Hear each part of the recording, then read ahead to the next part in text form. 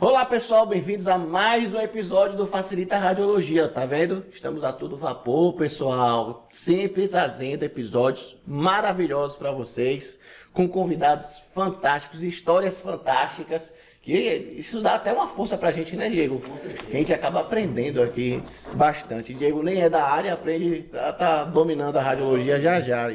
Gente, antes de começar o episódio, um recado para vocês. Curta, comente, compartilhe no Instagram, no Spotify, esqueci de colocar o episódio, tem que colocar, viu, Diego? No Spotify, no YouTube, pessoal, isso é muito importante, vocês, toda vez eu falo isso, mas vocês não entendem o quão é importante curtir, comentar e compartilhar, tá bom, pessoal? Em todas as plataformas possíveis.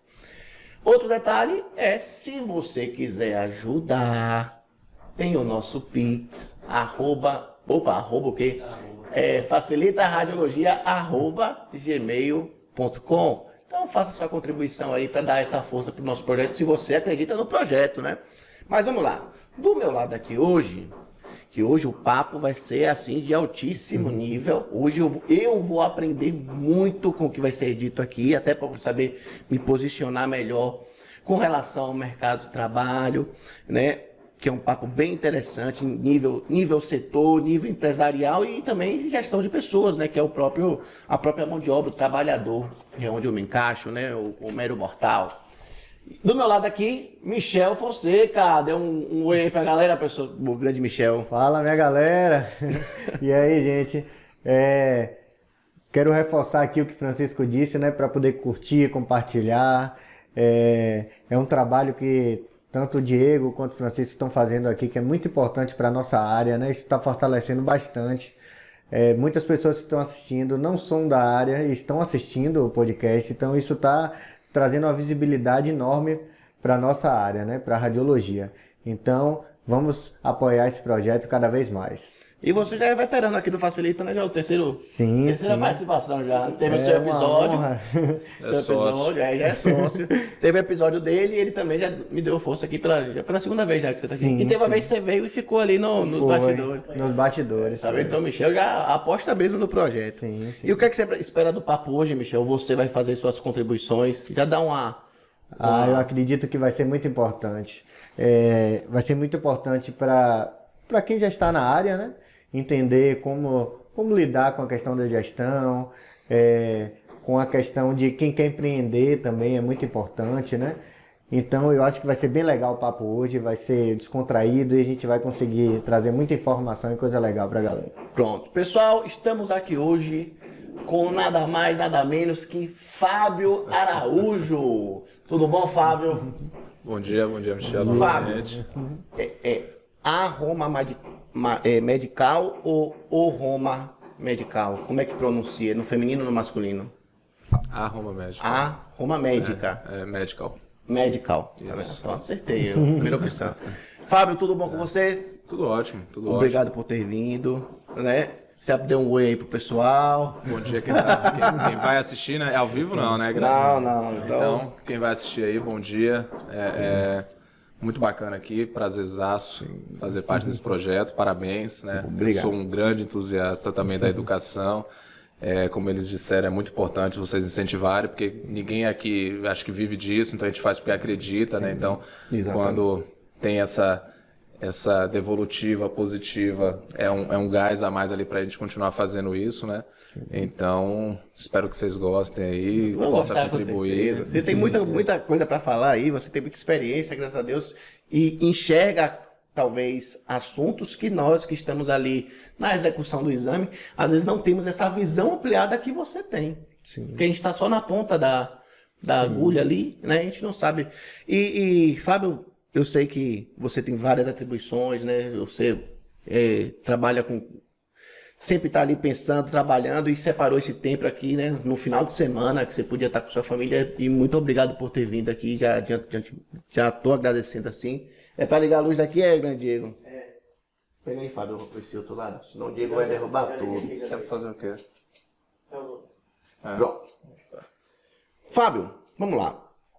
Você trabalha com gestão na área da saúde, né? Que abrange várias vertentes aí, né? Gestão, existem várias áreas da gestão que você tem que imaginar e pensar para que aquele empreendimento ali dê certo, né?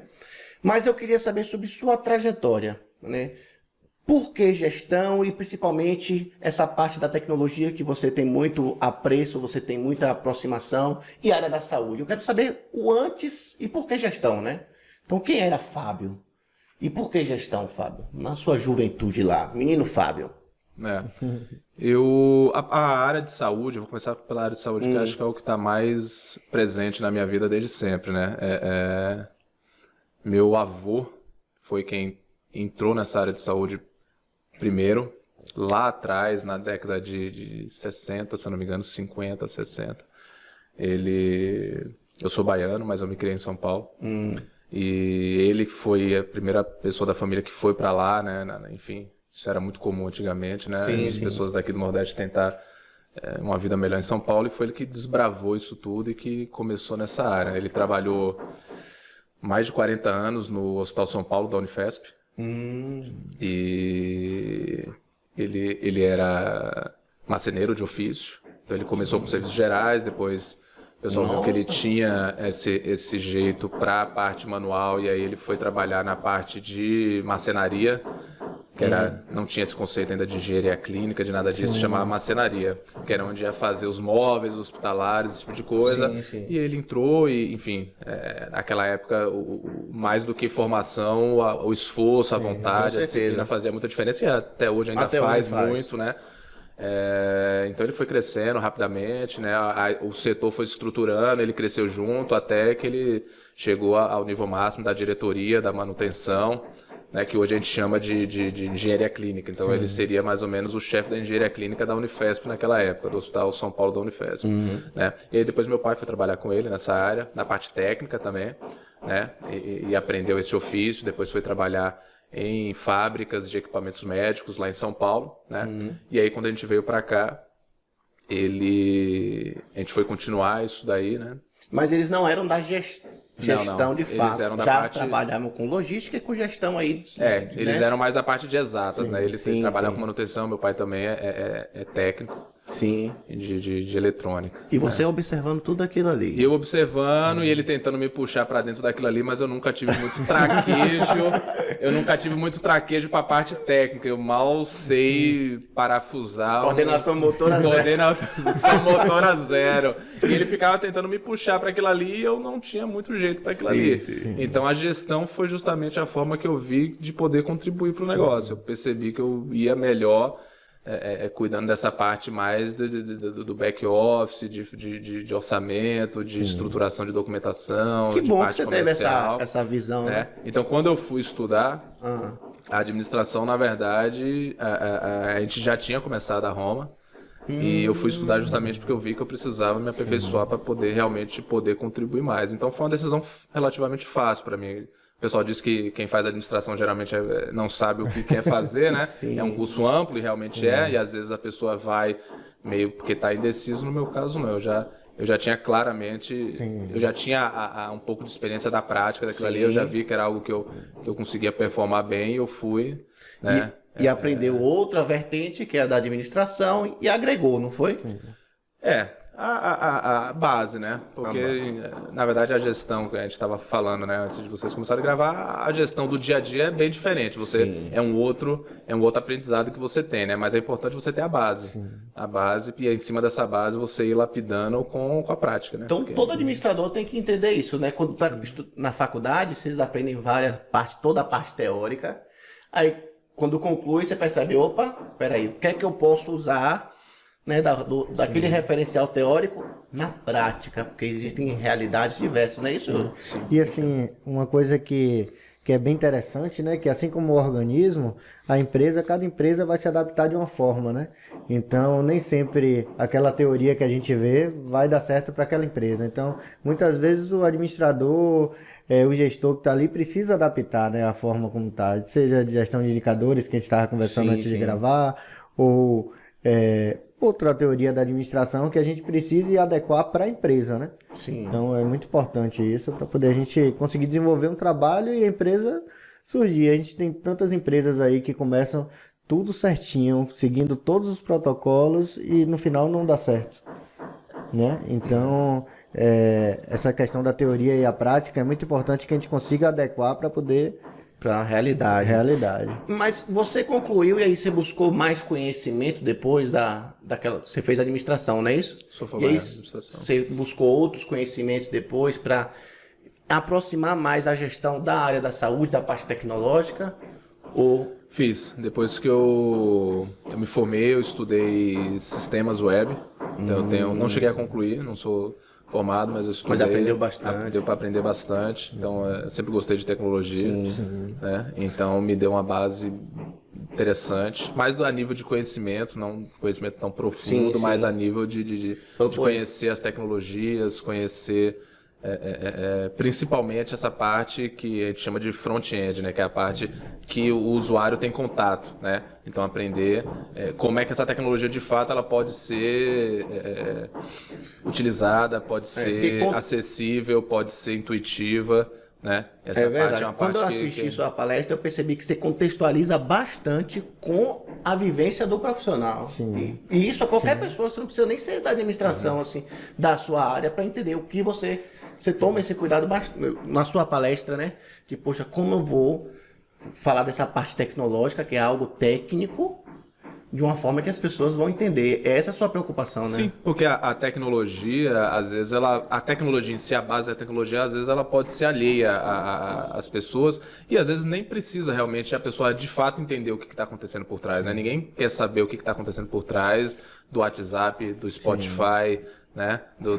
Ela quer saber como é que aquilo ali pode ajudar ela. Então, quanto mais intuitivo for a ferramenta, melhor. Na área de saúde, eu sinto que ainda falta um pouco disso.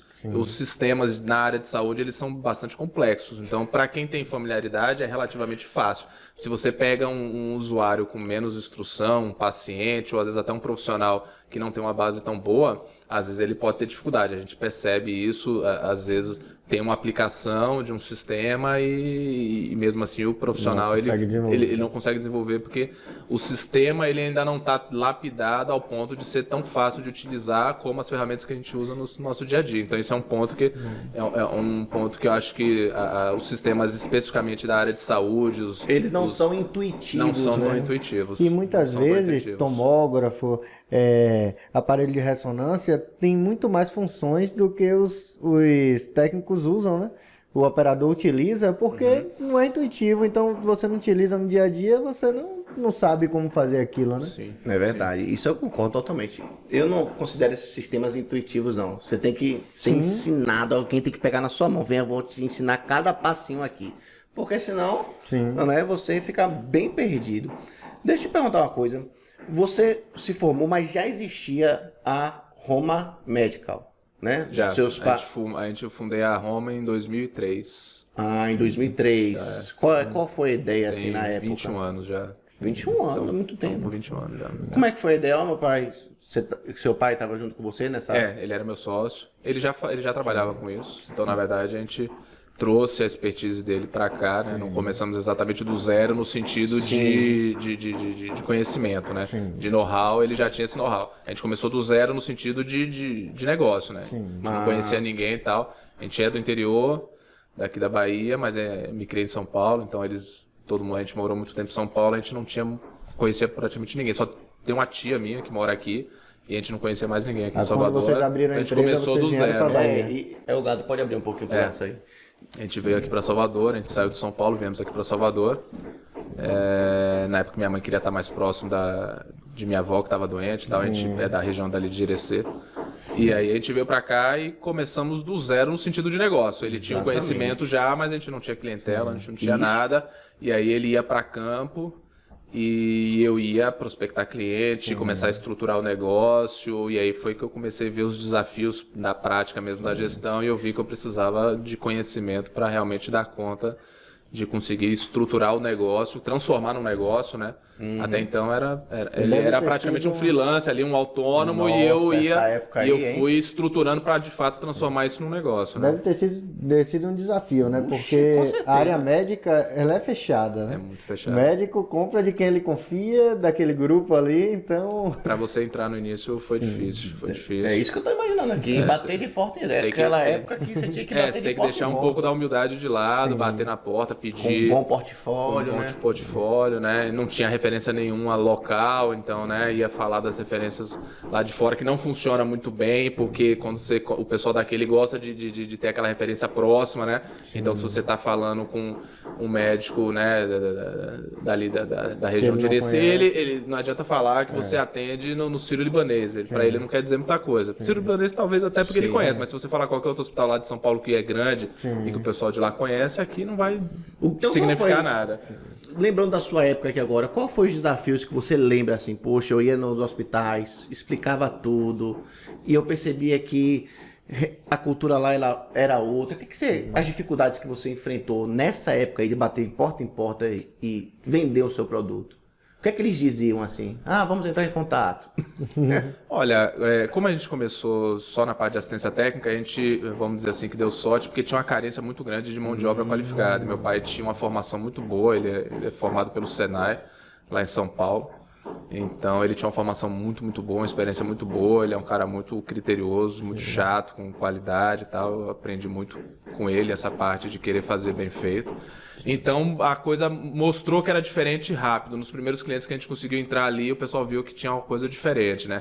E a gente focou muito também no interior. Salvador estava já bastante saturado, estratégia todo boa. mundo já cobria Salvador, mas o interior da Bahia estava totalmente desassistido. Então a gente focou muito e até hoje boa parte da nossa clientela é no interior por causa disso. O pessoal não ia, né? Principalmente antigamente as estradas não eram boas, né? Até hoje ainda não é lá grandes coisas, né? Então imagine há 20 anos atrás, era só buraqueira. Então amortecedor, pneu, Imagina. era um atrás do outro, porque as estradas eram horríveis, mas a gente ia. E você né? ia junto. E a gente ia, às vezes eu ia, às vezes eu ficava para cobrir. ficar Quando o negócio já foi começando a estruturar, aí eu comecei a ficar mais no escritório para poder Nossa, já ir que estruturando. legal, velho. E a gente conseguiu ganhar bastante mercado assim. Principalmente atendendo o pessoal do interior, porque eles eram muito dependentes de profissionais de fora, inclusive. Vinha muita gente de São Paulo, do Rio de Janeiro, para atender aqui no interior, porque o pessoal ou não tinha esse conhecimento, ou às vezes não queria sair daqui para ir 500, 600, 800 quilômetros, né? Porque Eu fico imaginando, às vezes a pessoa... né? Aqui você roda mais de 1.000 quilômetros sem sair da Bahia, né? Então, é um estado, nosso estado é um Bahia estado não. muito grande, né? É um estado continente, então, às vezes o cara não queria sair daqui para ir em Caetité, Valia a em pena, vamos Barreiras, em Paulo Afonso, Teixeira de Freitas. 14 horas na estrada aí. Exato. Hoje, né? Imagina, antigamente dava muito mais. A estrada era Então, realmente a muito- gente ganhou muito mercado com isso e tentando sempre prestar um serviço de qualidade, né? Com Que foi o diferencial, Com né? ética, Uma mão de obra com- qualificada. Sim. Então a gente começou por aí. E aí essa área nossa é indicação, né? Basicamente a gente Sim, até com hoje certeza. boa parte dos nossos negócios é através de indicação, né? Um vai indicando o outro. Tô imaginando aqui agora, eles pegando estrada, indo lá, fazer um bom serviço. Então, eu penso assim, caiu como uma luva, porque existia a demanda, só que não existia o profissional qualificado para atender essa demanda. Né? Então, muitas vezes a pessoa quer montar um empreendimento e fica com as raízes em um único local. Não, eu quero montar meu empreendimento aqui. Só que será que aqui já não está saturado, existe a demanda? Desamarre, tire essas raízes e comece a ramificar para outras regiões. Isso é muito comum, né? Isso é muito comum o profissional ou se acomodar com o que já tem, ou se apaixonar pelaquela ideia ali e se distanciar da realidade do mercado, né? Não ver o que realmente o mercado está precisando. Né? Seria muito mais cômodo ficar aqui em Salvador, porque é muito mais fácil você atender Salvador. Mas a realidade mostrou, a gente viu que o mercado já estava fechado. Quando a gente batia na porta, o pessoal dizia, não, aqui a gente já tem parceiro para isso, tal. Então a gente viu que Como é que foi pra você? já estava razoavelmente saturado. Então quando a gente começou a aparecer as primeiras demandas no interior, Cruz das Almas, Alagoinhas e tal, a gente viu que realmente era o caminho das pedras ali, porque era onde realmente estava desassistido, o pessoal estava precisando, né? O interiorano, ele tem essa coisa de confiar muito, né? Às vezes é difícil você entrar, mas quando entra, você ganha uma confiança ali. A gente tem clientes até hoje, né? Que quando o cara gosta... A área de saúde era uma área de muita fidelização, né? Então, isso é bom para quem faz um bom trabalho, é ruim para quem faz um mau trabalho, porque não tem muita rotatividade. Então, se você está fora, você vai ter dificuldade para entrar. Se você está dentro, você vai provavelmente conseguir ficar se você fizer um bom trabalho, porque ninguém quer ficar toda hora trocando de parceiro de fornecedor. Com o profissional que se queima... Não consegue. Eu acho que isso que a gente estava falando é muito importante, que para quem está querendo empreender, né, faça a questão do plano de negócio, né? O Sebrae está aí para poder ajudar e uma coisa importante aí é procurar o Sebrae, gente. Quem quiser empreender, procura o Sebrae, eles orientam como fazer o plano financeiro, o plano de negócio. Isso vai ajudar muito, porque, como a gente disse aqui, né, vocês perceberam que Salvador estava saturado, então foram atrás do interior. E isso daí, com o plano de negócios, você vai entender qual seria a melhor região, o melhor local para poder você abrir seu negócio. Então, o Sebrae é uma dica importante aí. Tanto para pequenas e grandes empresas. Sim, tudo, sim. Né? Principalmente as pequenas. Que é a 95% dos negócios no Brasil são micro, pequenos negócios, MEI, né? Sim. Então, o foco do Sebrae é justamente esse público e realmente... Que a gente não é patrocinado pela Sebrae. A gente não é patrocinado. Mas se quiser, aceita, né?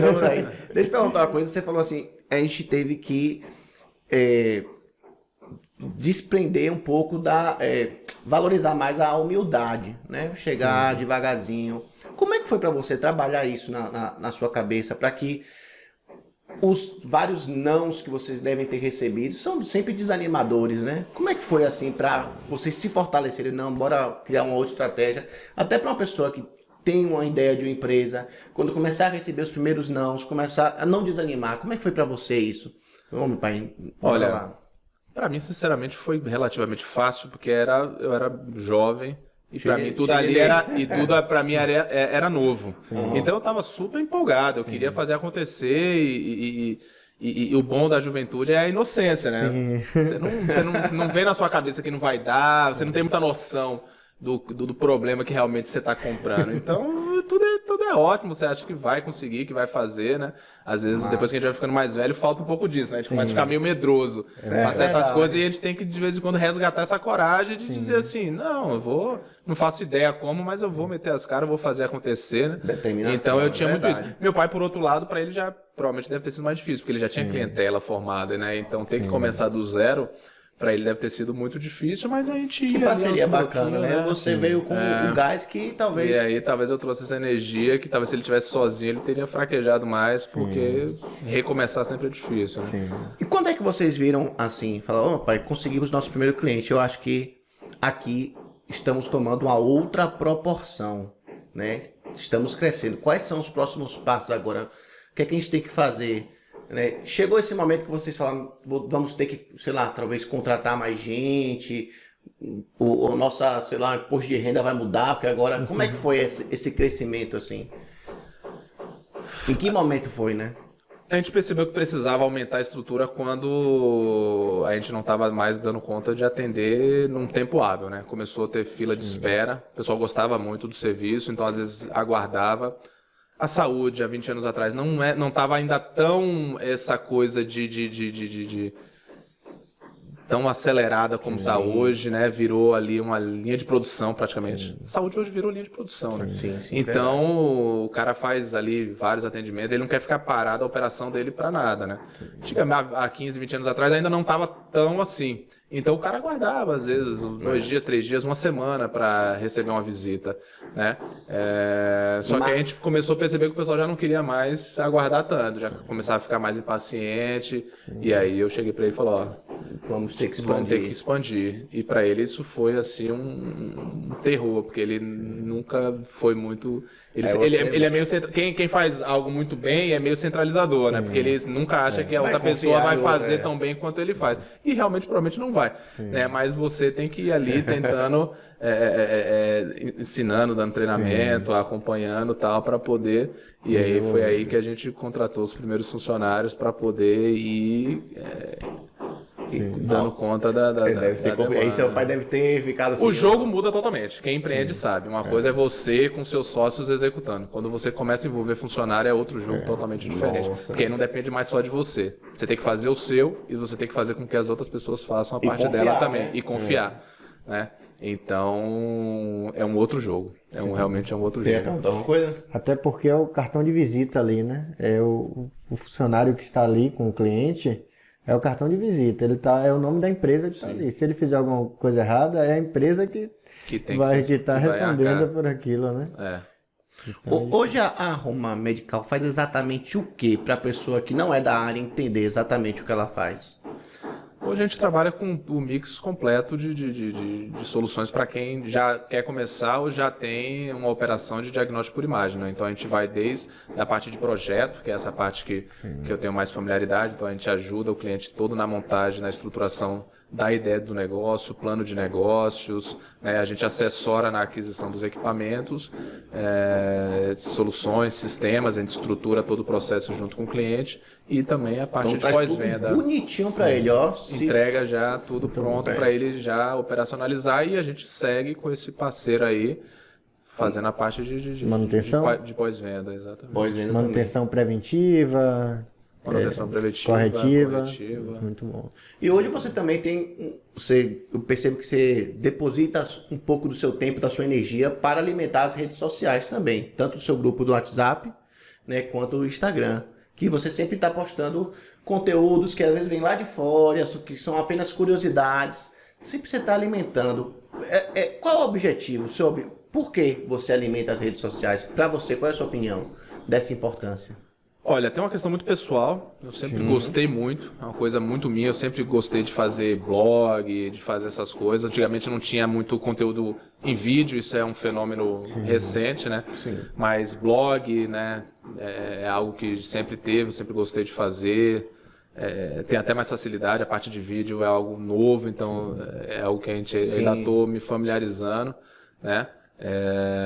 Então eu gosto, é uma coisa que eu gosto, que eu acredito, de fazer o conteúdo. Te obriga também a estar sempre estudando, a estar se aperfeiçoando. E na área de radiologia, ela tem uma característica um pouco diferente de outras áreas da saúde, que ela não é uma área tão ostensiva em insumos. Então você não está a todo momento com o cliente ali, porque ele não precisa toda hora comprar insumos. Então o conteúdo ele ajuda também no sentido de você ter uma proximidade contínua com o cliente, sem necessariamente estar precisando falar de alguma solução, né? Porque se ele compra ali uma quantidade de filmes, por exemplo, para 6 meses, né? Então, teoricamente eu não precisaria falar com ele se não tem nenhuma demanda de pós-venda. Teoricamente eu ficaria 6 meses sem falar com esse cliente. Para os tempos de hoje, 6 meses é uma eternidade, né? Muita coisa muda em 6 meses, né? Antigamente a gente ficava 1 ano sem falar com o cliente voltava para falar com você como se nada tivesse acontecido. Hoje em dia você não pode ficar tanto tempo afastado do cliente. Então o conteúdo ajuda também nesse sentido de você estar sempre próximo ali, né? Não tá agregando valor de alguma forma, tá sendo visto, né? Porque quem não é visto não é lembrado. Então ajuda muito nesse sentido também. E para a gente também aprender, né? Que tem uma parte educacional ali muito importante. Então, equipamentos novos, curiosidades que às vezes vêm de fora e que essas informações às vezes chegam até a gente através das suas redes sociais, né? É verdade. A máquina diferente, né? 5 dicas para gestão de pessoas, para conseguir mais clientes, tudo isso, né? Você ensina lá no seu blog, que não é necessariamente para um cliente, é para a gente aqui que está assistindo, né? E com certeza isso dá credibilidade para você. Apesar que você nem pensa muito nisso, acho que você faz mais porque você gosta, né? As duas coisas. E a credibilidade é fruto disso. Né? Agregar valor, né? A ideia é você sempre tentar estar agregando valor. E às vezes você vai fazer isso através da entrega de uma solução, às vezes você vai fazer isso através de um conteúdo, né? Relevante. E dá trabalho. Fazer conteúdo. Que dá trabalho, dá muito trabalho, né? Então, como você falou, a gente tem que abdicar, não tem tempo sobrando. Né? Então, é o final de semana, é horários que às vezes a gente podia estar fazendo outra coisa, é à noite. Com certeza. Né? Dá trabalho fazer conteúdo bem feito, você sabe disso também. Mas eu acho que vale muito a pena, eu gosto, né? Acho que agrega valor. Acho que a área de saúde precisa muito disso. A gente está passando por um processo de transformação muito grande na área de saúde, né? E me obriga também a estar acompanhando, né? Porque quando a gente né, produz conteúdo, quando você dá aula, você se obriga a estar sempre se reciclando também. Ainda mais tecnologia, com uma bandeira que você levanta muito, né? Então tem que estar se atualizando. Vem cá, deixa eu perguntar uma coisa. Vocês viram a demanda no interior naquela época. Estamos falando de 21 anos atrás, não é isso? Sim. Hoje em dia já tem concorrência bastante, né? Ah, tem. E aí você começou a perceber a concorrência indo para o interior, você fala, opa, vou começar aqui a não deixar, né? Porque é uma batalha, né? Sim. Hoje você já percebeu clientes que optaram por um serviço e depois voltaram para você de novo? Já aconteceu isso? Já. Você vê a diferença, né, Michel? Já aconteceu. A concorrência, ela aumentou muito para tudo, né? Sim. As próprias clínicas, quando a gente ia visitar um médico, às vezes eu ia conversar, eu gosto muito de conversar, e eles às vezes estranham, porque eles não estão acostumados a abrir muita informação, e às vezes eles ficam meio assim sem entender, mas eu gosto muito de conversar sobre o negócio. E às vezes eu pergunto, qual é o diferencial do negócio? E eu ouvia muito antigamente o cara dizer, não tem outra clínica aqui. Então o diferencial dele era simplesmente porque não tinha concorrência. Hoje você não pode mais dizer isso. Qualquer cidadezinha de 15, 20 mil habitantes tem 2, 3 clínicas já. Não conheço nenhuma cidade com mais de 20 mil habitantes aqui na Bahia que já não tenha pelo menos 2 clínicas particulares. Então o cara já não tem mais essa prerrogativa, porque a concorrência já existe, né? Você chega em cidades aí com uns 40 mil habitantes que tem 5, 6 casas. Na verdade, agora já está tomando uma proporção que está ficando até saturado. Às vezes, cidades com 20 mil, vamos lá. 20 mil, né? Mutuípe acho que tem 25 mil habitantes. E tá cheio de... Só na praça ali principal, acho que tem 8 clínicas, uma do lado da outra. Então, tá ficando num ponto que tá ficando até meio desproporcional em alguns lugares. Então, esse cara tá vendo o concorrente de frente, verdade, então ele não pode. Eu ele já não vi pode. cartaz na frente de Nossa. clínica no interior dizendo assim, raio-x com laudo em 2 horas. Então eles estão começando a pensar em outros diferenciais, porque o fato de não ter outra opção, isso já acabou. Não é um raciocínio muito saudável. Agora não mais, eu ouvia muito isso antigamente. Então isso vale para todo mundo, vale para a gente também. Às vezes a gente tava sozinho, nadando sozinho, porque ninguém queria fazer. Hoje em dia tem várias empresas que atendem, tem profissionais locais que atendem, às vezes até mais rápido, e às vezes o pessoal acaba muitas vezes optando por um atendimento mais rápido, mas às vezes... Mas vocês perceberam, ó, Mas a às concorrência tá vezes, chegando. às vezes percebe que não era o que ele esperava, ou às vezes continua fazendo, né? Quando o mercado começa a ficar muito concorrido, é uma coisa que você vai aprendendo com o tempo, na faculdade não ensina muito isso, é você também saber que você não vai conseguir atender todo mundo, você não vai agradar todo mundo. É verdade. Isso é contraintuitivo. Principalmente quando você está começando, você não quer perder cliente, você não quer perder negócio.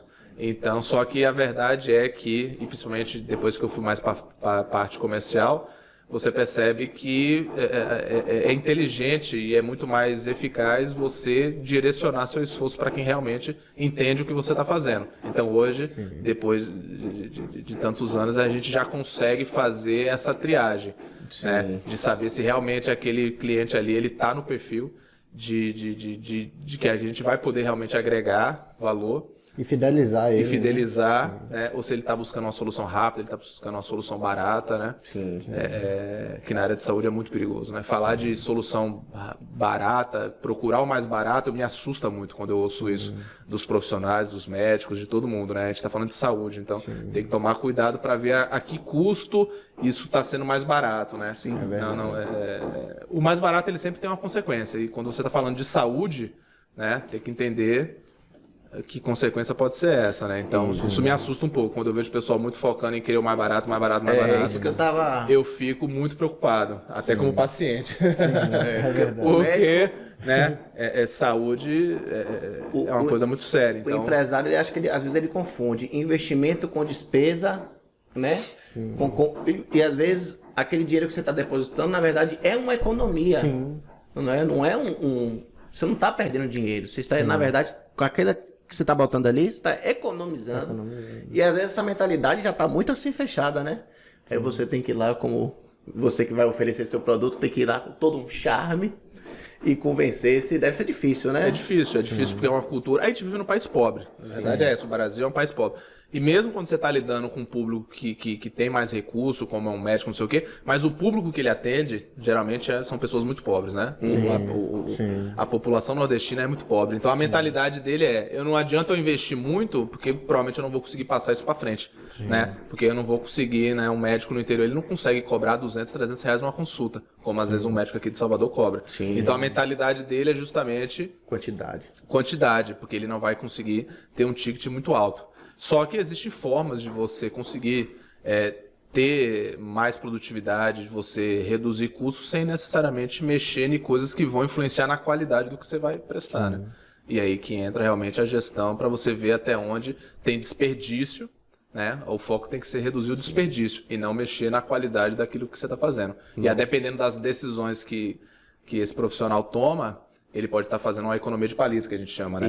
Que é justamente mexer em algo que vai interferir na qualidade, quando às vezes ele poderia estar atacando um outro problema. Então é questão de gestão, de análise, de você analisar realmente onde é que estão os gargalos e o que realmente é passivo de você priorizar e mexer naquilo, e aquilo não é algo que agrega tanto valor. Às vezes é um desperdício que não vai influenciar em nada na qualidade e vai trazer uma margem mais interessante, vai propiciar que o médico não precise mexer no preço, possa continuar cobrando preços mais baratos e fazendo um serviço de qualidade. Eu acredito que a telemedicina tá vindo aí, né? E é uma solução, vamos dizer assim, em alguns casos que a gente consegue baratear, né?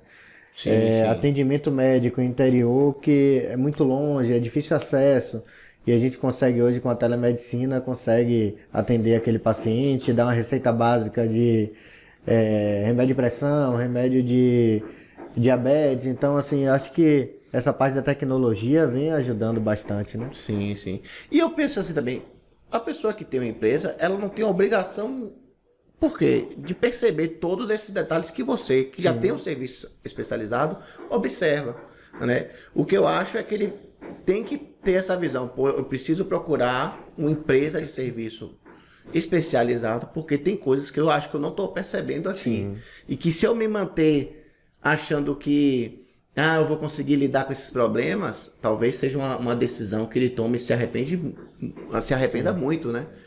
Porque você percebeu vários detalhes aí, né? Às vezes ele tem uma clientela, ele precisa de quantidade, mas de repente ele não está percebendo que pode fazer isso, isso e isso. E talvez ele realmente nunca perceba, né? A não ser que contrate alguém especializado. Para você, quando existe uma empresa que já está cheia de vícios de gestão, é o que mais tem, né?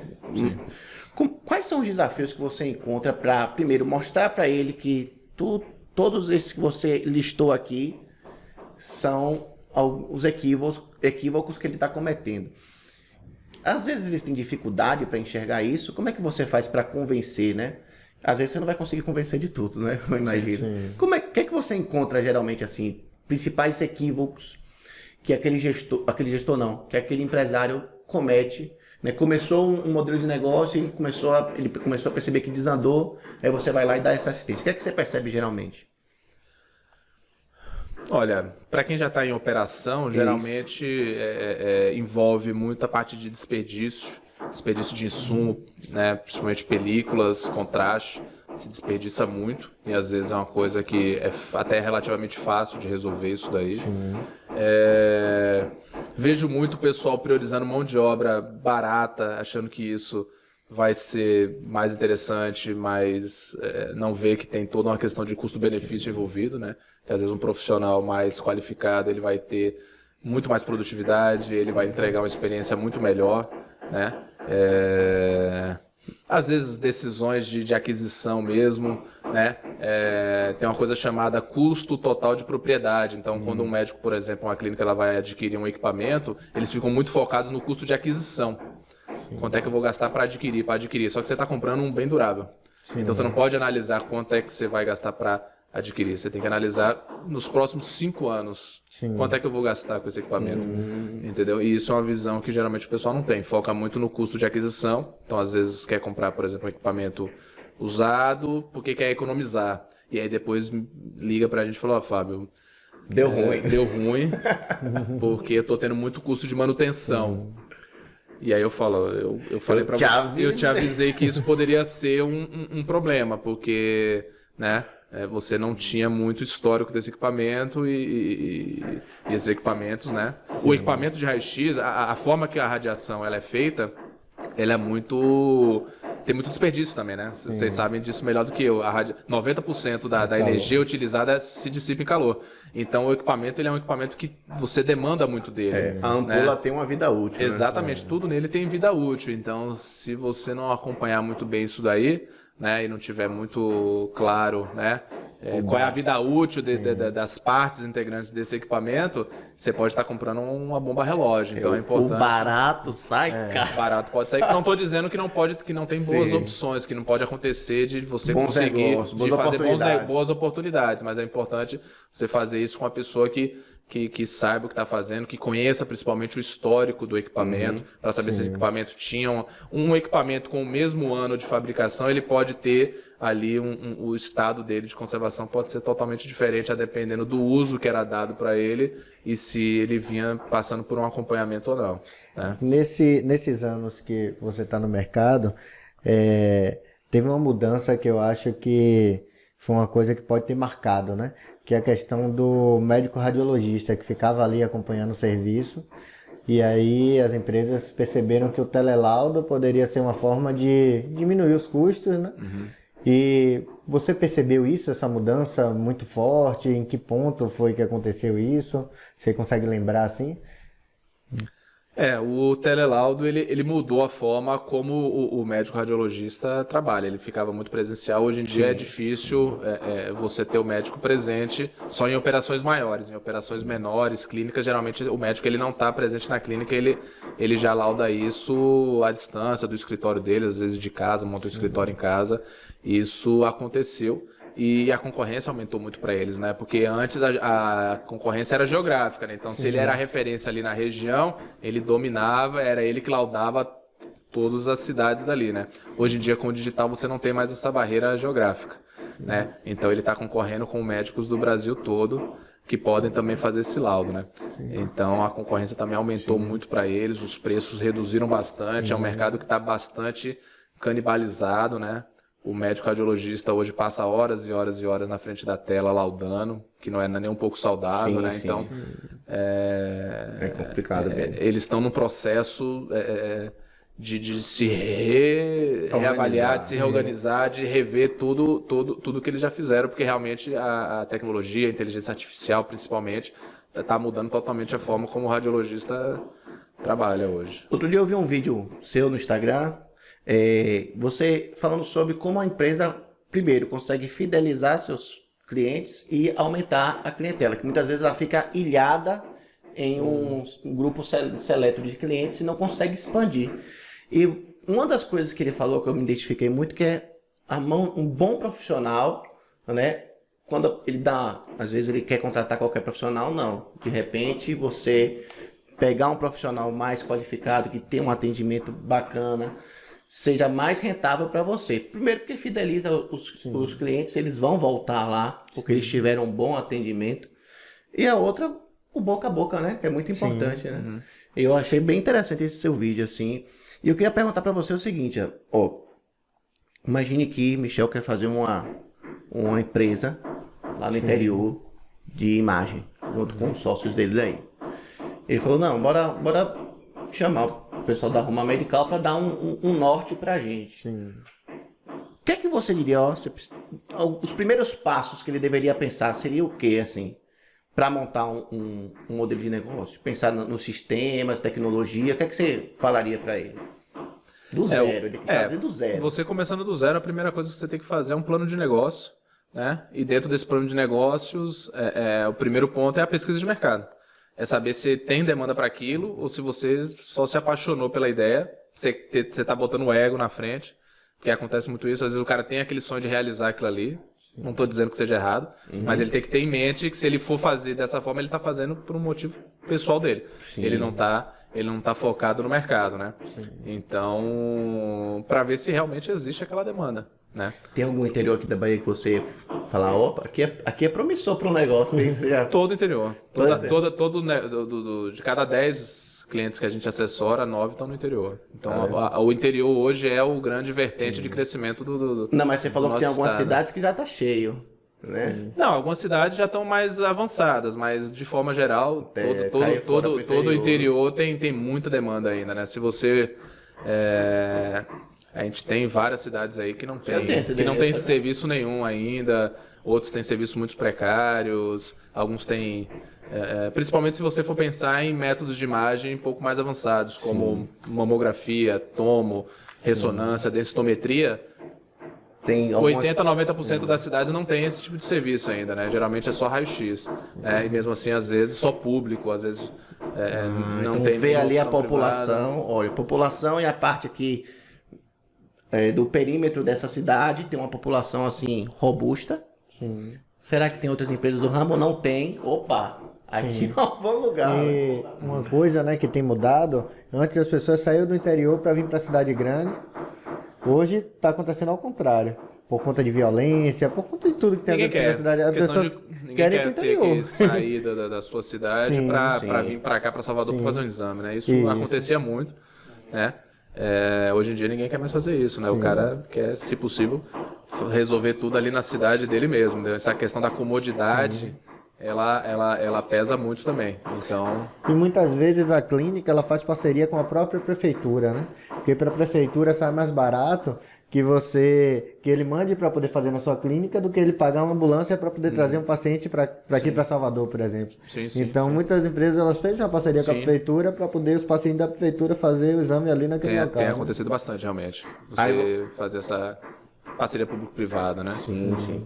Direcionando a demanda, você pega um pouco da demanda do público também, porque às vezes a prefeitura, como você falou, não aguenta. Não aguenta suprir essa demanda, não tem recurso, às vezes, né? A gente sabe que tem uma escassez, falando de público, né? Tem uma escassez muito grande de recurso no município, né? Os municípios dependem muito de repasse. Então, às vezes, o cara não tem essa verba disponível, é muito mais barato ele contratar uma empresa e pagar por volume ali de exames, né? Então, também é uma possibilidade, né? De você pegar um pouco dessa demanda que o serviço público não consegue atender. Isso. Aí você falou aqui do plano de negócio. Tem que ter um plano de negócio, ver se tem a demanda. Pronto. Encontramos um lugar bacana. E aí tem que fazer toda a parte de marketing também, né? Para captar cliente. E implementação de sistemas tecnológicos, né? Desde a recepção até... Como é que você faz para convencer ali aquela pessoa que realmente esses passos serão necessários? Você tem que mostrar para ele dados, né?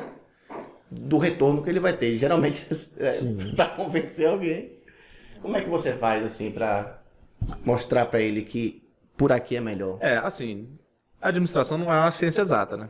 Então, o que a gente vai fazer é tentar minimizar os riscos, minimizar os erros e tentar desenhar cenários, né? Do que pode acontecer, né? Você não vai acertar 100%, mas você provavelmente vai chegar mais próximo do que se você não tivesse planejado nada, né? Então, o que a gente vai fazer é entender... Primeiro, o que ele quer fazer.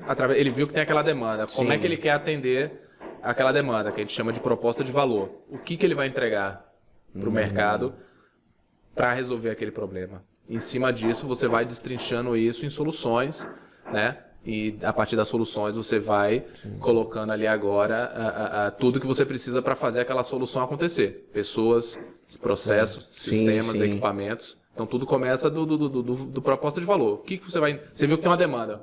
Como? O que você quer entregar para o mercado? O que você entende que é o que vai resolver aquele problema? Porque existem várias formas de resolver um problema, né? Então você tem que ver, né? E aí envolve muito feeling também, nem tudo é só dados. Lógico que o máximo de dados que você tiver é melhor, mas nessa área nossa, às vezes, principalmente quando você está falando de uma clínica no interior, às vezes não tem muito dado disponível. Eu falei até isso num vídeo que eu gravei recentemente sobre cálculo de market share, fatia de mercado. Quando você está falando de mercados muito grandes, você pode acessar IBGE, sites especializados e às vezes você consegue muita informação. Quando você está falando de uma demanda de uma clínica de interior, é difícil você saber certas informações, né? Sim. Então vai muito do feeling também, né? Se é um profissional que já é da região, ele vai ter muito mais conhecimento do mercado do que, por exemplo, se vocês forem para lá, e, né? Porque ele conhece a demanda, ele está ali no dia a dia, às vezes ele já trabalha no hospital e está querendo botar uma clínica porque ele já está vendo ali que tem algumas coisas que não estão, tem lacunas, né? Então, esse conhecimento né, do mercado, de você já estar inserido no mercado, ele faz toda a diferença. Então, às vezes eu falo para ele, não sou eu que vou dizer para você a forma de trabalhar, você conhece melhor o mercado do que eu que estou de cá, né? Então, é só uma questão também de você validar, ver se aquilo ali realmente... Entender os riscos, né? Mostrar para ele os riscos, né? E mostrar os caminhos que ele pode... Geralmente, quando ele fala que acha que tem uma demanda, geralmente tem alguma coisa ali. É porque ele está no dia a dia, ele está vendo ali. Às vezes o serviço público não está atendendo bem, ele vê que ali poderia ter alguma coisa diferente. Ele geralmente sabe, ele sabe. Ele pensou muito antes, ele tem ali o filho ali, ele geralmente sabe. O trabalho é justamente de ver, por exemplo, se essa demanda se viabiliza. Uma coisa é existir demanda, outra coisa é essa demanda viabilizar você montar toda a estrutura, né? E a área de imagem é uma área muito ostensiva em tudo, né? Você precisa de muita gente, você precisa de maquinário, você precisa de sistema, então é um investimento alto. É isso. Né? Então, às vezes a demanda existe, mas essa demanda, ela viabiliza você estruturar o negócio, de que forma viabiliza estruturar esse negócio, então é mais nesse sentido, de ver a questão de viabilidade econômica e financeira. A demanda geralmente existe, porque ele está lá e ele conhece. Só para a pessoa que está ali operando a máquina entender, quais as despesas que uma clínica tem para se manter? A gente sabe que existe aí uma questão de assinar carteira, né? Muitas estão optando por terceirizar. Por que manter um profissional contratado, né, a carteira assinada, é tanta despesa profissional e às vezes as clínicas estão optando por terceirizar, por exemplo? Por que isso está acontecendo bastante? Aqui no Brasil, no geral, é bem caro contratar por causa das questões trabalhistas, né? Então, e isso influencia, inclusive, na remuneração, né? Porque o empresário, quando ele vai fazer esses cálculos, ele projeta todos os encargos trabalhistas que ele vai ter e isso acaba influenciando, inclusive, também na remuneração. Porque quanto maior a remuneração, maior é o custo de manter aquele funcionário, né? Então, a questão da pejotização, né? Que tem acontecido muito, que é um recurso, mas que tem que ser utilizado com muito cuidado também, né? É um recurso, existe. Porque você perde um pouco de controle, né? Então, por exemplo, se você contrata uma empresa para terceirizar, por exemplo, o serviço dentro da clínica, né? Você não tem controle sobre quem é que vai estar ali no dia a dia operando, né? Porque você contratou uma empresa, você não contratou os funcionários, né? E tanto do ponto de vista da empresa que está operando ali o serviço, se ela for querer contratar os funcionários como PJ, ela tem um risco envolvido, né? Porque você contratar como PJ, você não te tira a responsabilidade e a possibilidade do vínculo trabalhista. Então eu vejo que isso daí no futuro, não sou especialista, né? Aí é uma questão até para um advogado falar, mas o que eu percebo pelo conhecimento que eu tenho, porque eu tenho uma formação mais generalista e você empreendendo, você vai lidando com todo esse tipo de situação, de questões trabalhistas e tal, é que eu acho que isso lá na frente vai criar um problema. Porque a CLT, ela claramente fala que isso vale para praticamente qualquer coisa hoje no direito. O direito hoje ele se baseia muito mais na prática do que no que está escrito, né? Então, assim, não adianta eu dizer que você é PJ e a gente tem uma relação seletista. Né? Para o entendimento jurídico, isso vai ser qualificado como um vínculo empregatício. Antes de você chegar, a gente estava conversando sobre isso, né? E eu até estava falando com o Francisco que teve um entendimento de um ministro do Supremo a favor da empresa PJ e um entendimento de uma ministra a favor do trabalhador. Então, possivelmente, a gente vai ter aí uma plenária, né, dos ministros para poder decidir um entendimento único. Porque não pode ficar assim, um ministro decidir uma coisa, a outra decidir outra. Não, tem que ter um entendimento do Supremo em relação a isso. Então, acho que... O meu intuito aqui era justamente apontar o seguinte, ó. Manter uma folha de pagamento é algo complicado. Então, o profissional, ele tem que entender que se você está sendo contratado é porque a empresa apostou no seu trabalho e faz assim, você faz parte da nossa folha de pagamento, você faz parte, você é um dos responsáveis para isso aqui tudo dar certo, né? Eu acho que essa mentalidade no profissional ele tem que ter. Essa película aqui a empresa tem um bocado mesmo, comprou para 6 meses. Eu vou começar a desperdiçar a película porque ela comprou um estoque aí enorme. Mas espera aí, pô, esse estoque foi comprado, né, pensando em um prazo. Por exemplo, 6 meses. Aí você vai lá desperdiçando, aguentou 3 meses, metade, ao prejuízo que você, profissional, deu, né? Aí realmente eu acho que o profissional tem que começar a pensar dessa forma, algo que você fala muito nas suas palestras, é que o profissional que está ali na ponta, ele também faz parte ali, né? Daquela cadeia. Eu falei essa semana com meus alunos com relação à importância de você cuidar da saúde financeira da empresa que você trabalha. Venha ser com o papel que você economiza ali imprimindo, certo? Porque a gente sabe que muitos alunos acabam imprimindo o trabalho da faculdade no local que trabalha. Então, é uma questão que eu falo muito em sala disso, que é importante você cuidar da economia financeira, porque isso está garantindo o seu emprego. Porque a partir do momento que a empresa não puder pagar mais aos funcionários, ele vai cortar funcionário. Então, vai diminuir a demanda e você vai perder seu emprego. Então é importante que a mínima coisa que a gente puder economizar na empresa, a gente economize, porque isso cuida da saúde financeira da empresa. Tem uma visão muito deturpada que o empresário no Brasil tem aquela imagem do grande empresário, do cara que é milionário, que ganha muito dinheiro. E isso é uma imagem totalmente deturpada. Como eu falei no início, a maioria das empresas no Brasil são pequenas, né? Então... Ele tá dando sangue ali. Às vezes ele tá dando sangue, às vezes ele tá tirando de onde não tem para fazer o negócio dar certo ali. Então, às vezes tem muito isso. Às vezes o funcionário acha, eu tô aqui me matando e o cara tá enchendo o bolso de dinheiro. Não necessariamente, e mesmo se estiver acontecendo, o que o empresário, o funcionário, ele tem que entender é que o empresário ele tem que ganhar mais, porque é ele que está assumindo todo o risco, né? Não faria sentido se fosse o contrário, né?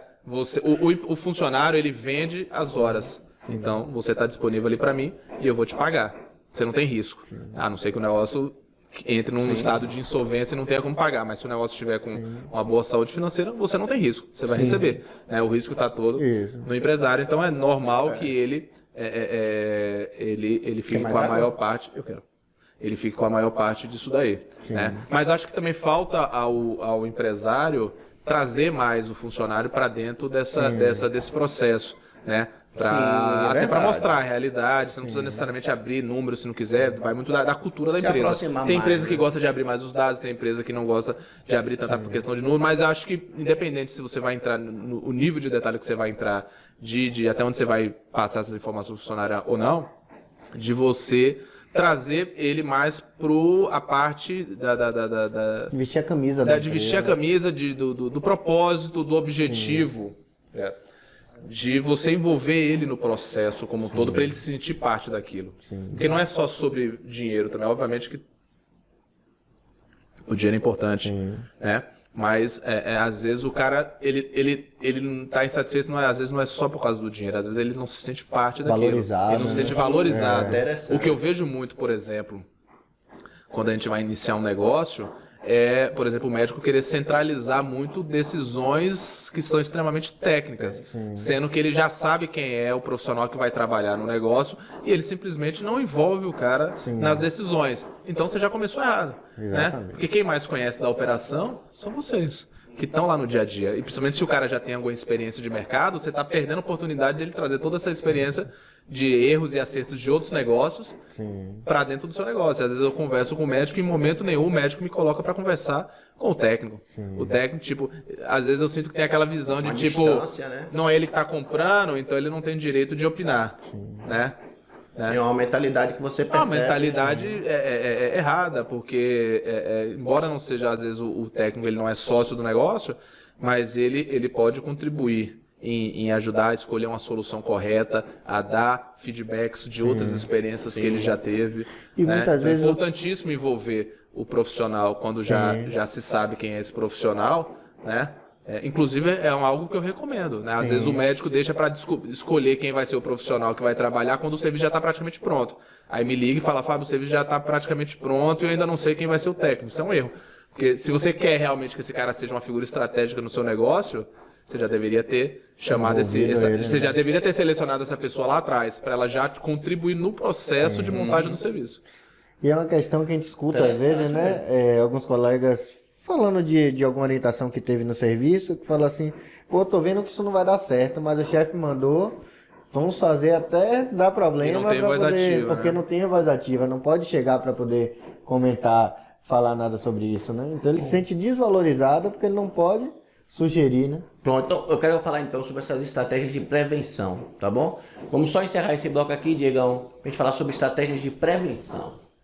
Vamos lá, pessoal, voltando para mais um bloco, essa conversa maravilhosa com Fábio Araújo, Michel Fonseca aqui do meu lado. Gente, tô percebendo que eu estou enxergando agora, né, esses modelos de negócio com outros olhos.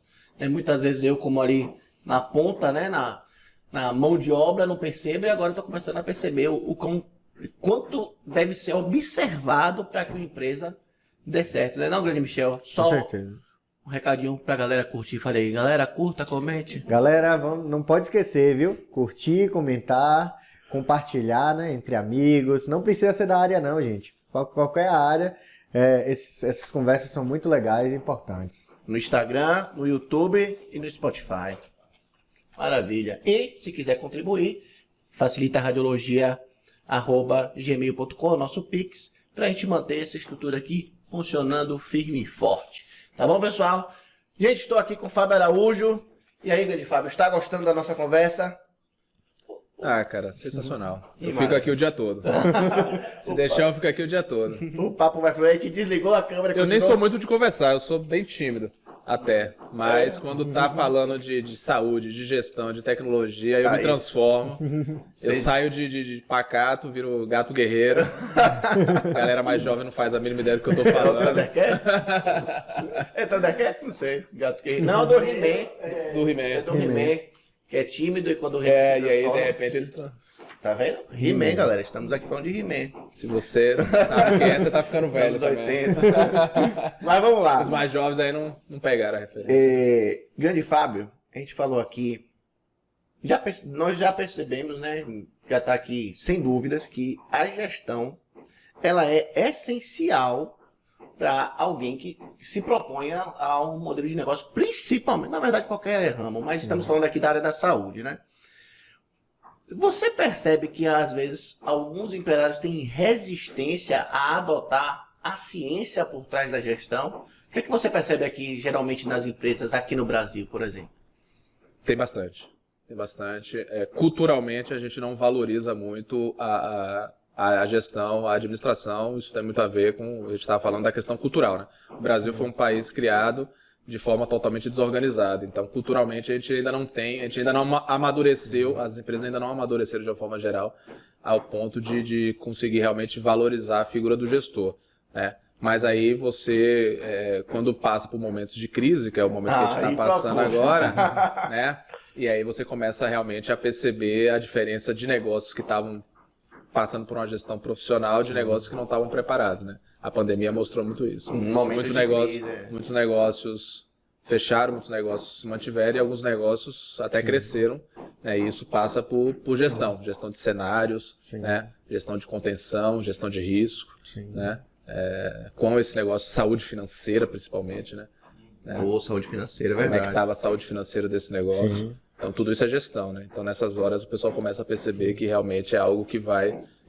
Realmente, tudo que você falou é cultural. É o que vai fazer a diferença e é cultural, é difícil, porque é cultural. A gestão financeira foi muito importante aí na questão da crise, porque as empresas que cresceram foram as empresas que tinham dinheiro guardado para investir. Então apareceu a pandemia, a empresa tinha como investir para poder aumentar, ampliar as questões de tecnologia, né? Então conseguiram crescer, conseguiram evoluir. Então a questão financeira, a questão do risco também, né? De entender os riscos que você está correndo, é muito importante, muito legal essa fala sua, para poder a gente entender. E principalmente capacidade de adaptação também, né? A gente viveu um momento que era novo para todo mundo. Ninguém sabia como agir, o que fazer, porque era algo novo, ninguém tinha passado por isso antes. Então a gestão ela envolve muito isso também. Quem se formou há mais tempo, um pouquinho como eu, a gente tinha muito aquela coisa da gestão como tentar adivinhar o futuro. Tinha muito isso. Planejamentos de 3, 5, 10 anos. Isso mudou. Né? Isso não existe mais. O gestor ele é muito mais um cara que vai direcionando conforme as circunstâncias vão aparecendo, exatamente, do que um cara que vai ali adivinhar o futuro. Então a pandemia mostrou muito isso.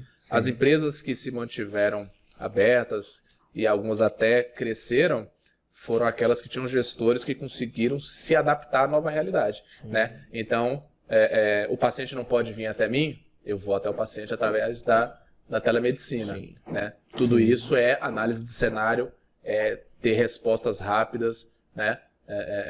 Para circunstâncias, sempre pensando como é que eu consigo continuar atendendo meu paciente nesse novo cenário que se apresentou. Né? O próprio plano de negócio era uma coisa que a pessoa fazia, abria a empresa e engavetava. Hoje não. O administrador ele sabe que ele precisa estar reavaliando, né, reestruturando o seu plano de negócio para poder se adaptar justamente a essas mudanças. Né? E outro detalhe, se agora a gestão, como você falou aí, tá ali de junto para navegar conforme a maré, ele tem que estar mais presente, se comunicando com o empresário, né? Sim. Porque senão o empresário vai se sentir abandonado, né? Foi uma das coisas que você meio que percebeu quando o seu negócio cresceu, não foi? Falou, não, eu preciso estar junto dos meus clientes, então vou realmente contratar mais pessoas. Até porque agora a gestão, ela tá realmente, tem, óbvio, os planejamentos futuros, mas focado ali na maré, no que tá rolando, né? Isso. E precisa estar junto do colaborador, né, que é a linha de frente. Então, às vezes o problema começa a acontecer ali, quando você tem uma boa convivência, uma boa conversa com seus colaboradores, o colaborador traz aquele problema para o administrador e assim facilmente ele consegue resolver. Mas quando você deixa o caos se instalar ali, né, você acaba perdendo o cliente e tendo muito mais dificuldade de solucionar, né?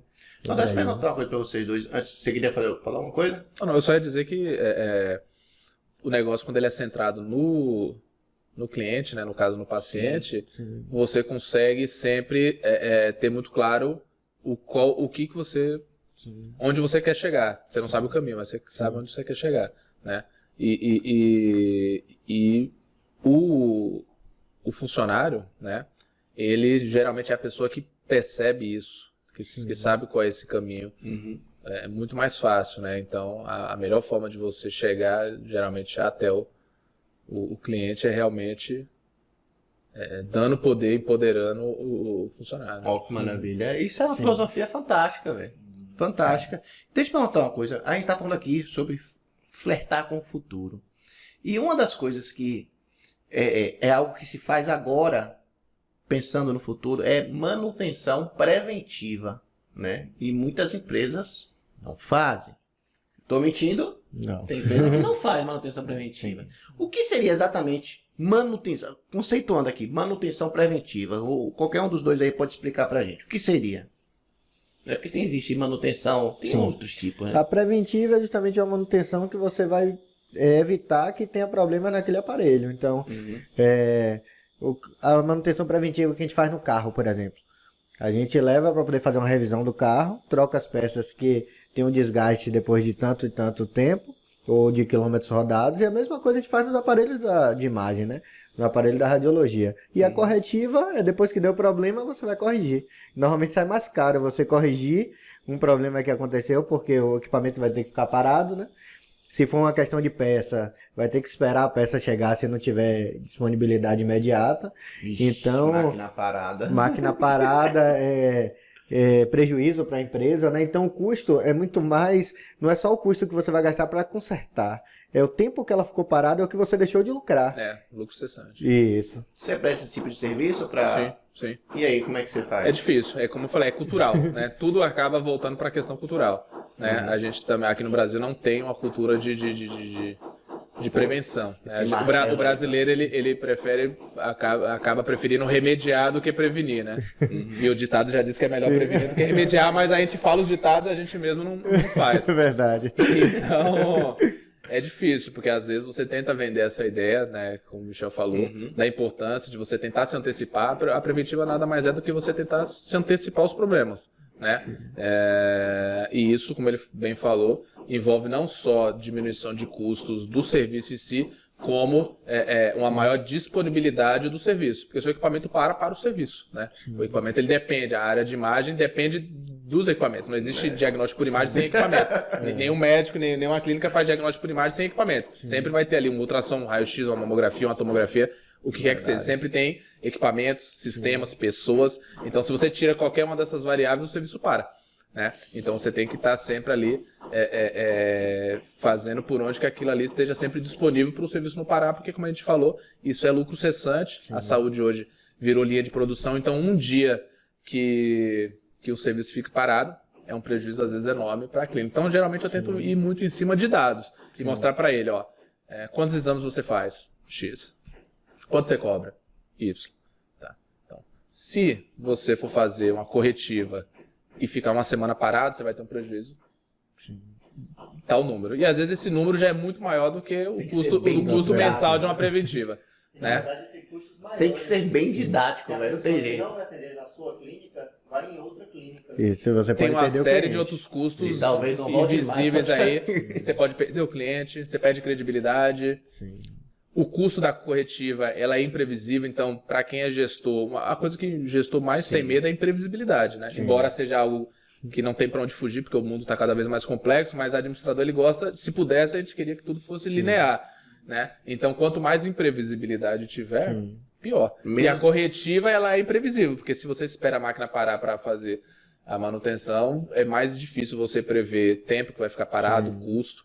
Então, para o gestor, é muito mais interessante ele ter esse custo fixo, mas que é previsível, do que ele esperar o serviço parar, porque aí ele não sabe exatamente, ele não tem ideia do que vai acontecer. E aí você começa a criar furos na gestão, né? Porque é difícil um gestor fazer um planejamento sem ele saber se o serviço vai estar de fato operando, né? Tudo é em cima da operação, né? Você faz uma projeção em cima de operação. Eu vou atender 20 dias, 25 dias, 30 dias se for uma emergência, né? E aí, se lá na hora, na prática, o serviço só funcionou 15, quebrou totalmente seu planejamento, né? Então, quebra essa questão da previsibilidade também é muito importante, financeira e da operação. Exatamente, porque assim, ó, na preventiva, você já está prevendo quanto você vai gastar. Uma corretiva, você vai ter que tirar alguma verba de investimento, por exemplo, para poder pagar a correção.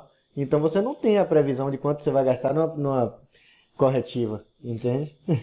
E a depender do equipamento pode ser custos altíssimos, né? Se você estiver falando de uma tomografia, de uma ressonância, ou às vezes até o raio-x, dependendo do problema da mamografia, pode ser custos altíssimos que às vezes a própria clínica não está preparada financeiramente para isso, né? Custos de 50, 100, 150 mil reais de uma vez, né? Você pode criar um problema enorme nas finanças da empresa, né? Que às vezes tudo que você precisa para agora sai mais caro, né? Sua chave quebrou ali, você precisa para agora, você vai procurar um chaveiro para ele vir agora, vai ser mais caro do que se você pudesse... Quanto mais desesperado quanto mais no seu semblante você estiver desesperado, mais mais caro ele vai cobrar. Eu saí daqui e deixei a chave dentro, né? Fechei a porta. Abriu 50 reais, por favor. Tome esses 50 reais. Eu ia ficar dormindo lá de fora. É o desespero. Deixa eu perguntar uma coisa. Exatamente. Pelo que eu percebi aqui, para o empresário, quando contrata o seu serviço, por exemplo, ele com certeza ele vai dormir melhor à noite. Por quê? Precisa de manutenção? Tome aqui minha equipe. Você precisa de uma sugestão de análise financeira? Vamos lá, vamos conversar. Então, para o empresário contratar o seu serviço, é bem interessante, não é? Como é que você enxerga isso? Eu gosto sempre e aí é o que eu falo muito, que a gente falou no primeiro bloco, da questão de você entender se o cliente está realmente preparado para entender a forma que você trabalha. Eu gosto muito de trabalhar como um parceiro de longo prazo. Né? Eu não gosto de fazer negócios pontuais. Às vezes pode acontecer de alguma coisa ou outra ser pontual, mas eu gosto sempre de tentar pensar numa parceria. Né? Então, porque são negócios, a clínica ela vai provavelmente prosperar ali por muito tempo, as soluções que estão ali dentro, os equipamentos todos são bens duráveis, né? Então, quando o médico ele vai procurar alguém, ele tem que procurar muito mais saber quem é o parceiro que ele vai querer com ele naquilo, do que às vezes marca. Eu vejo muito, por exemplo, os médicos se apegam muito a marcas, marca A, marca B, né? E às vezes se preocupa pouco quem é o parceiro que vai estar junto com ele naquela jornada, né? E hoje as marcas, os equipamentos, eles estão muito caminhando para virar commodity, né? Você não tem mais tantas diferenciações de produto, porque um vai copiando o outro, né? Não tem muitas patentes nessa área. Então, se alguém lança uma tecnologia ali, o outro já corre e já lança outro parecido. Se você pega e bota 5 ultrassom portátil aqui em cima da mesa, você já não sabe mais quem é quem. São iguais.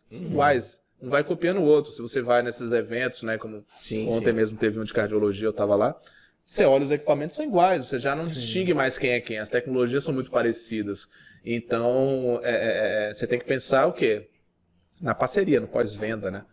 Quem é que você vai querer do seu lado ali naquela empreitada, né? Então, eu tento muito vender isso, só que às vezes o médico, o profissional que está à frente daquilo ali, eu percebo que ele não entende. Quando eu percebo que ele não entende, eu começo realmente a questionar se vale a pena realmente gastar energia para tentar fazer aquilo acontecer ou não. Porque tem isso também, né? Sim. É como eu falei, às vezes você tem que simplesmente olhar e é contraintuitivo, porque você nunca quer deixar de fazer negócio, mas às vezes você tem que olhar e falar, não vale a pena. Interessante. Não vale a pena. Demora, você precisa de maturidade, precisa ter um pouco de maturidade. No início, quem está começando negócio não quer, é difícil você fazer isso, mas você tem que ter maturidade de dizer... Já quebrou a cara algumas vezes. Esse cliente não e às vezes você vai insistir numa coisa que depois você vai se arrepender, você vai dizer, tá vendo? Alguma coisa estava me dizendo que não era para eu insistir. E aí às vezes você insiste e quebra a cara, porque realmente aquele pessoal não está no nível de maturidade de gestão para entender o que de fato você pode fazer pelo caminho. Você quer seguir o caminho de cara, quer ajudar. Então hoje eu já tenho formas que a gente chama de qualificação, né? De fazer essa qualificação uma filtragem para na primeira conversa ali eu saber se aquilo ali vai dar uma parceria bacana mesmo ou se ele está querendo alguma coisa, uma solução rápida ali, alguma coisa milagrosa, alguma coisa que não é o foco da gente. Nosso foco é parceria de longo prazo. Para fazer dar certo, né?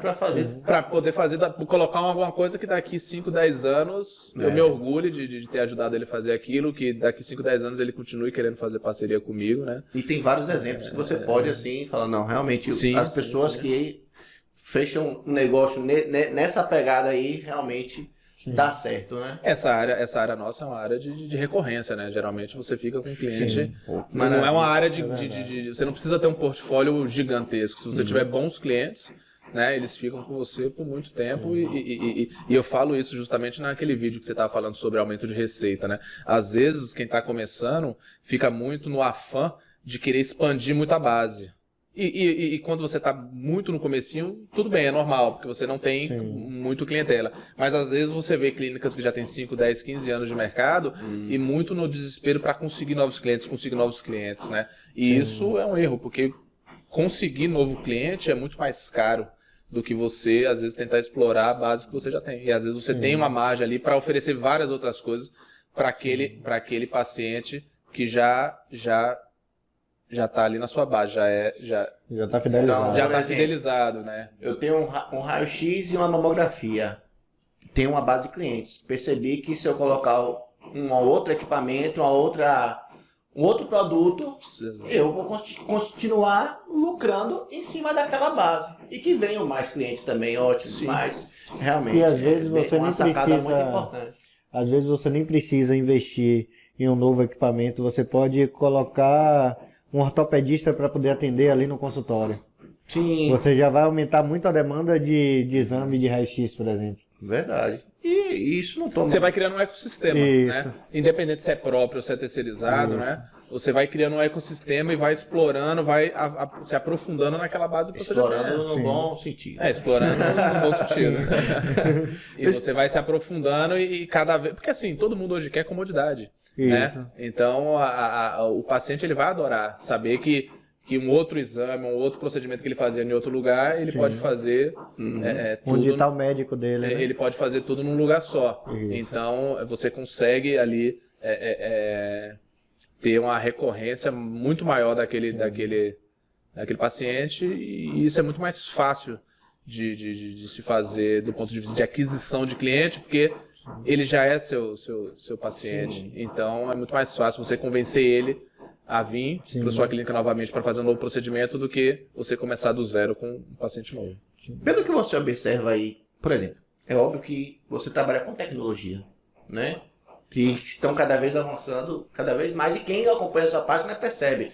Ressonância portátil, móvel, tudo isso aí está chegando, tomografias com inteligência artificial estão chegando, e é óbvio, a nossa tecnologia aumenta, mão de obra tem que se qualificar também. Aqui na Bahia, você ainda percebe que existe uma precariedade de mão de obra qualificada, que você fala assim, esse aqui é qualificado, vamos lá, é fácil de achar, ou ainda vocês têm uma dificuldade? Por exemplo, você tem funcionários que fazem manutenção de equipamentos de alta complexidade. É difícil achar profissional desse tipo aqui? É bem difícil. Bem difícil. É bem difícil. No geral, o nível educacional, infelizmente, aqui no Nordeste é muito baixo. Né? A Bahia saiu até recentemente agora os vídeos do IDEB e a gente está lá embaixo, né?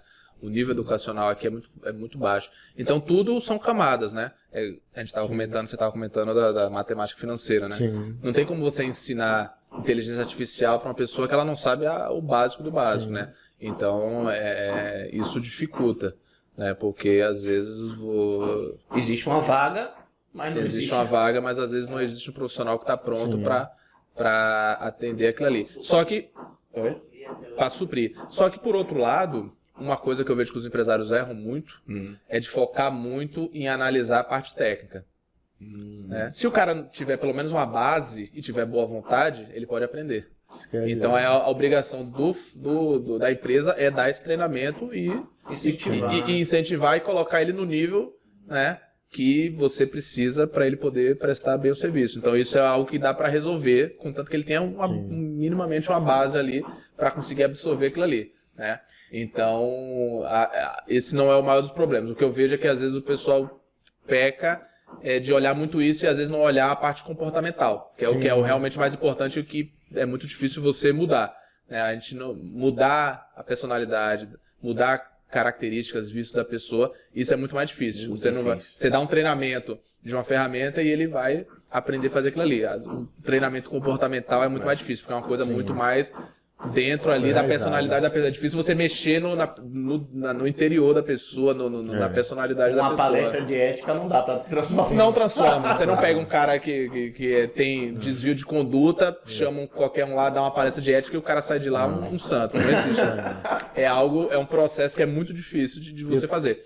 Então, embora seja difícil conseguir mão de obra qualificada, acho que na hora que você estiver selecionando profissionais, você tem que focar mais em comportamento, em ver qual é a capacidade, os valores, se os valores estão alinhados com os valores da empresa. Você vê comprometimento, vontade de aprendizagem, ambição, onde é que aquela pessoa quer chegar, vontade de aprender. Né? Se ele tiver vontade de aprender, ele vai longe. Ele vai longe. Isso é uma questão que, quando a gente fala até de primeiro emprego, né? Sim. É uma dificuldade, é isso daí para a questão do primeiro emprego, porque quer um profissional já pronto, que chegue já executando, né?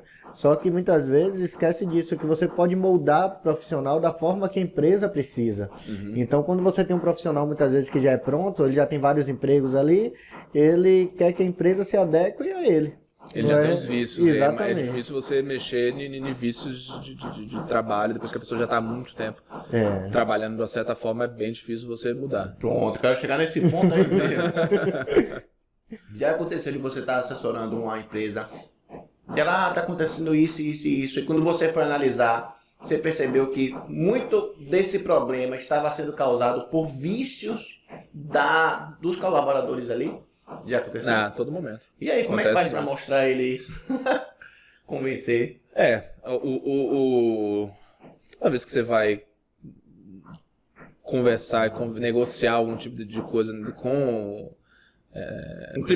Primeiro você tem que ver o nível de autoridade que você vai ter para fazer aquilo ou não, né? Depende muito. Às vezes a gente tem essa autonomia para fazer isso, às vezes não tem, às vezes isso a gente acaba deixando a cargo do próprio chefe do setor ou do médico para fazer. Né? Quando o pessoal dá essa autonomia para a gente ir até lá e tentar mexer um pouco nisso, né? A primeira coisa que você tem que fazer é mostrar para ele que vocês estão do mesmo lado. Porque geralmente quando você vai tentar mexer e mudar alguma coisa na pessoa, né? A tendência é cada um ir para um lado, né? Como se fosse uma briga ali, uma guerra, cada um tá de um lado. Você tem que mostrar para ele que você tem o mesmo objetivo que ele, né? Entender se realmente ele tem o mesmo objetivo que você. Geralmente tem. Então, mostrar que vocês estão do mesmo lado. Vocês querem chegar... O trabalhador e o chefe, você tá falando? O chefe ou quem está assessorando nesse processo de mudar um procedimento de trabalho, por exemplo. Né? Isso acontece muito, por exemplo, em clínicas que vão fazer digitalização. Né? Geralmente, quando você vai pegar um serviço que é analógico e digitalizar, você tem que mexer nos parâmetros. É muito comum ter que mexer nos parâmetros, nas Sim, técnicas que verdade. vocês usam. Isso, exatamente. Então isso é um problema, porque às vezes o cara já está há anos, né? Ele passou ali 20 anos trabalhando com processadora, ele está acostumado, já tem aquela tabelinha, às vezes nem tem, já está na cabeça dele quais são as técnicas que ele usa. E às vezes você chega lá para digitalizar, né? E você vira para ele e fala, ó, vai ter que mexer tudo aqui, e o cara fica louco, né? Porque ele fala, não, mas como assim? Eu vou ter que reaprender a fazer tudo de novo, tal. Então isso cria uma resistência muito grande. Verdade. Né? E aí você tem que mostrar para ele que primeiro, e aí ele começa a questionar se a mudança foi boa ou não. Né? Porque fala, Aí pô, botar pra resistência. exatamente, ele começa a criar resistência, será que não era melhor voltar para processador ou coisas do tipo. Aí você tem que mostrar para ele que não. Mostrar para ele que aquilo ali é bom, que ele não vai precisar mais mexer com químico, né? Que ele Os vai benefícios. ter mais produtividade, mais qualidade de vida. Isso não vai dar certo não. Peraí, nem tentou ainda, filho. Exatamente. Que ele vai poder ter mais produtividade, né? Que eles vão conseguir entregar uma melhor qualidade de imagem para o paciente, né? Então, primeiro, mostrar para ele que tem um benefício daquilo ali. Você tem que fazer ele entender o porquê daquilo ali. A partir do momento que que ele está comprado com a ideia, fica mais fácil de você convencer ele de fazer concessões, porque envolve concessões. Né? Mudança envolve concessões. Você tem que mexer em alguma coisa, deixar de fazer alguma coisa, começar a fazer alguma coisa que você não fazia. Aí entra uma das coisas que entra na resistência é falar, mas eu não vou ganhar nada a mais por isso. Aí é aquele papo que a gente estava falando aqui, da valorização do profissional, né, que é tão importante quanto a remuneração. Talvez era justamente o que ele precisasse, né? Da valorização. A gente estava conversando isso, não foi? Sim. Que as empresas precisam, né, mostrar para aquele funcionário que ele faz parte do time, né? Como é que funciona isso? Eu acho que muitas empresas pecam em fazer as mudanças sem explicar os benefícios para os seus colaboradores. Então, exatamente. ele recebe a mudança, mas ele não sabe por que mudou, o que é que vai melhorar no trabalho dele. Então, isso daí eu acho que é muito importante para poder o colaborador Implantar comprar a novas ideia, ideias, porque senão muitas ideias não conseguem ser implementadas em empresas por conta disso. E aí muitos projetos que a empresa gastou para poder fazer um estudo, gastou para poder implementar, acaba ficando de lado porque os colaboradores não compraram a ideia e não conseguem desenvolver. Perfeito. Acontece muito. O técnico saber que vai digitalizar o serviço no dia que o técnico já está lá para instalar o equipamento. Tá lá o equipamento embalado. Aí como é que você vende a ideia de uma melhoria se você pegou o cara ali de surpresa, ele nem sabia que aquilo ali ia acontecer. Então quando você envolve os funcionários no processo, né, até da tomada de decisão se vale a pena fazer aquele investimento ou não, ele já está comprado com a ideia. Então essas pequenas mudanças que vai ter de ter que mexer numa técnica acaba se tornando coisas menores. Porque ele já comprou a ideia, ele já entende dos benefícios, ele já está na expectativa daquilo ali acontecer. Então é mais fácil você pedir dele concessões, mudanças, porque ele sabe que o setor de recepção também vai ter que promover mudanças, porque agora tem um sistema diferente, né? Tem o RIS ali para inserir as informações, enfim, todo mundo vai ter que fazer concessões em prol de um resultado. Então ele já está comprado com a ideia, é mais fácil de você conseguir essa mudança de comportamento. É interessante como algumas conversas podem evitar um desgaste enorme. Sim. Não é verdade? Com certeza. Geralmente as conversas resolvem tudo. A comunicação dentro de um negócio é tudo. Comunicação dentro de um negócio é tudo e falta muito isso, realmente. De ter tempo de dedicar tempo para isso, porque geralmente cada um está na sua função ali de cabeça baixa, só executando. Então o gestor ele tem que saber que ele precisa, ele e os funcionários, ter tempo para parar, para analisar, para conversar entre si sobre o que está acontecendo, de uma forma formal, não só no cafezinho, mas também ter momentos formais para fazer isso. Né? E trazer realmente o pessoal para a conversa. O técnico, o tecnólogo, ele é papel fundamental dentro da operação. Né? É um erro você achar que vai conseguir ter um negócio bem sucedido isolando o técnico das decisões estratégicas do negócio. E só impondo as decisões e achar que o negócio vai funcionar. Isso é um erro. Interessante mesmo. Porque é ele que vai operacionalizar, é ele que tem a experiência do dia a dia, ele tem muito insight para trazer que às vezes está sendo desperdiçado porque ele não tem voz ativa. Até mesmo, vai adquirir um equipamento novo. O vendedor me disse que esse equipamento é isso e isso. Vou consultar o tecnólogo, porque ele tem um know-how que talvez eu não esteja enxergando. Aí o tecnólogo, se for consultado, de repente vai dar, olha, eu fiquei sabendo que essa máquina, ela tem esse problema. Né? Então, realmente, Isso tem mudado, aos poucos tem mudado. E passa muito também aí pelo profissional, tá? Porque também não adianta nada o profissional ser ouvido e pouco agregar. Então passa muito pelo profissional, por vocês se assenhorarem, né, assumir essa responsabilidade de que vocês não são só o operador.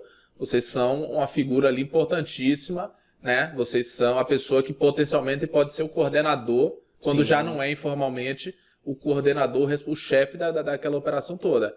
E em sendo chefe, você tem que pensar o negócio de uma forma diferente. Se o cara só chega lá, faz o basicão e sai, né? Ele também não está se fazendo ser ouvido, né? Ele tem que mostrar que ele tem o que agregar, né? Sim. Ele tem que mostrar que ele tem que se autovalorizar. Ele tem que mostrar que ele conhece a operação, que ele entende o que ele está fazendo ali, que ele tem uma boa argumentação, trazer dados, e a digitalização ajuda demais nisso, porque agora você tem tudo ali digitalizado, então quando ele vai chegar para falar com o médico, ele pode chegar já com dados, mostrar, ó, tá acontecendo isso, puxei relatório, então é o diferencial. É isso que está acontecendo, entendeu? Ele tem que fazer, ele tem que ter essa preocupação, tem que ter essa leitura e esse investimento nele próprio, de inclusive começar a ter preocupações que às vezes ele não tinha, de análise de dados, de habilidades sociais, de oratória, de coisas que geralmente o profissional de saúde não é tão treinado a fazer. Concordo. Deixa eu perguntar uma coisa para vocês agora, vocês como gestores. A gente falou muito de equipamento da empresa por si só, mas eu quero falar de gestão de pessoas agora, né? A gente sabe que montar uma equipe é algo difícil. Né? Você via a seleção, conseguir uma pessoa com bons valores, qualificado, é um desafio. Não é? Você deve bem saber disso, que você contrata pessoas. Né? Aí você montou uma equipe, a equipe começou a funcionar, e aí começa a ter problemas de convivência. Não é?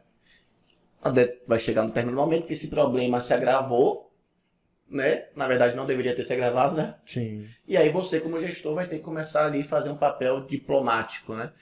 Como é que vocês enxergam esses probleminhas hoje no setor de radiologia, Michel, por exemplo?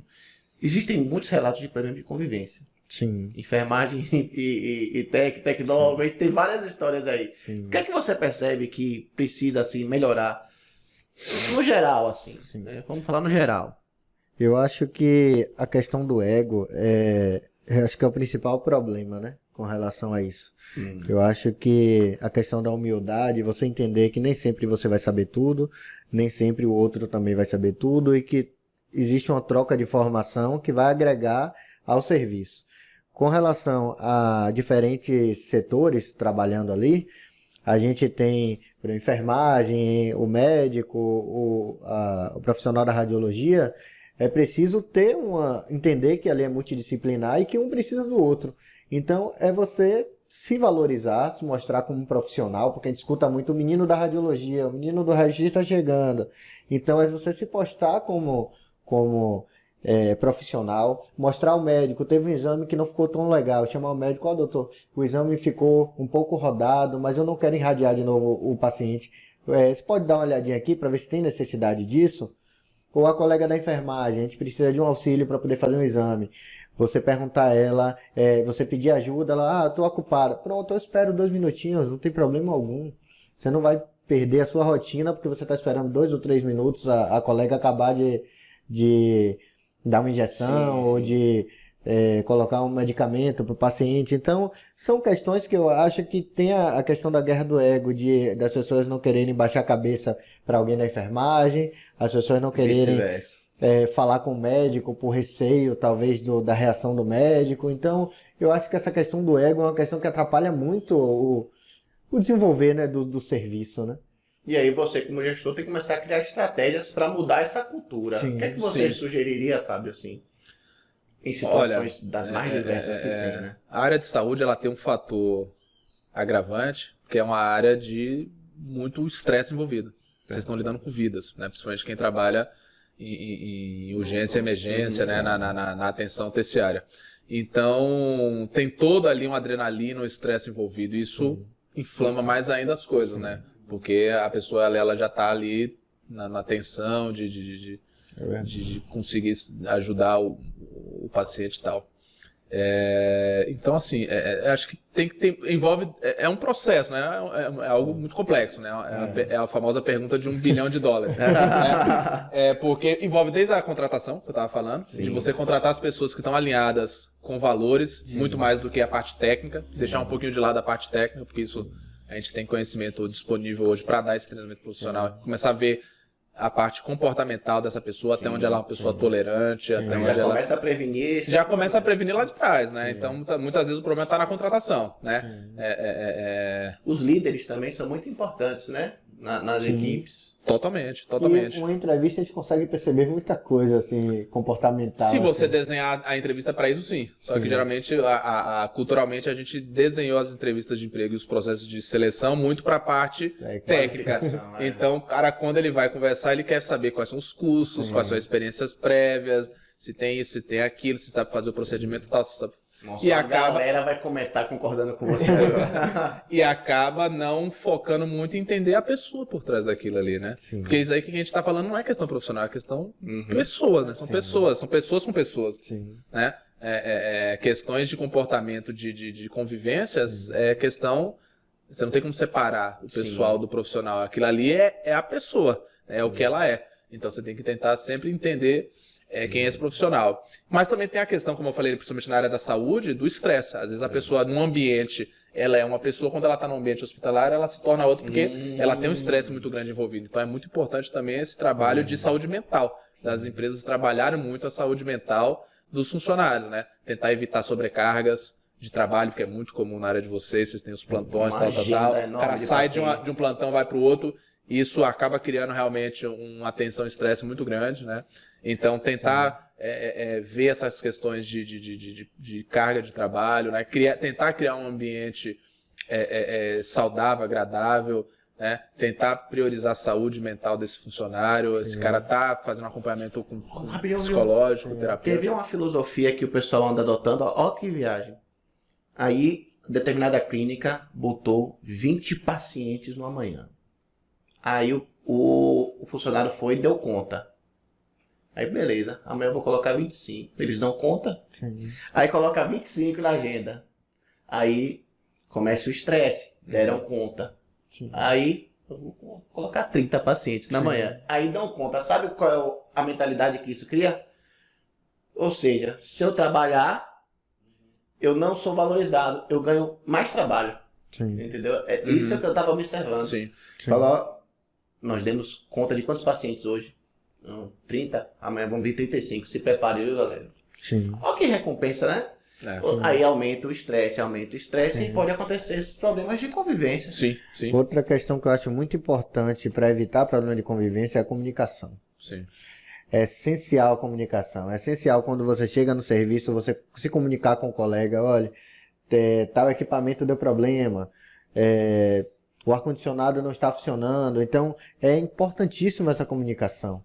Ou então, tem um paciente na UTI que eu fui fazer o exame, mas teve uma intercorrência, vai chamar mais tarde. Então, é muito importante essa comunicação entre colegas. E entre colegas de outros setores também. É chegar, a pessoa te ajudou, você agradecer, essa questão de educação.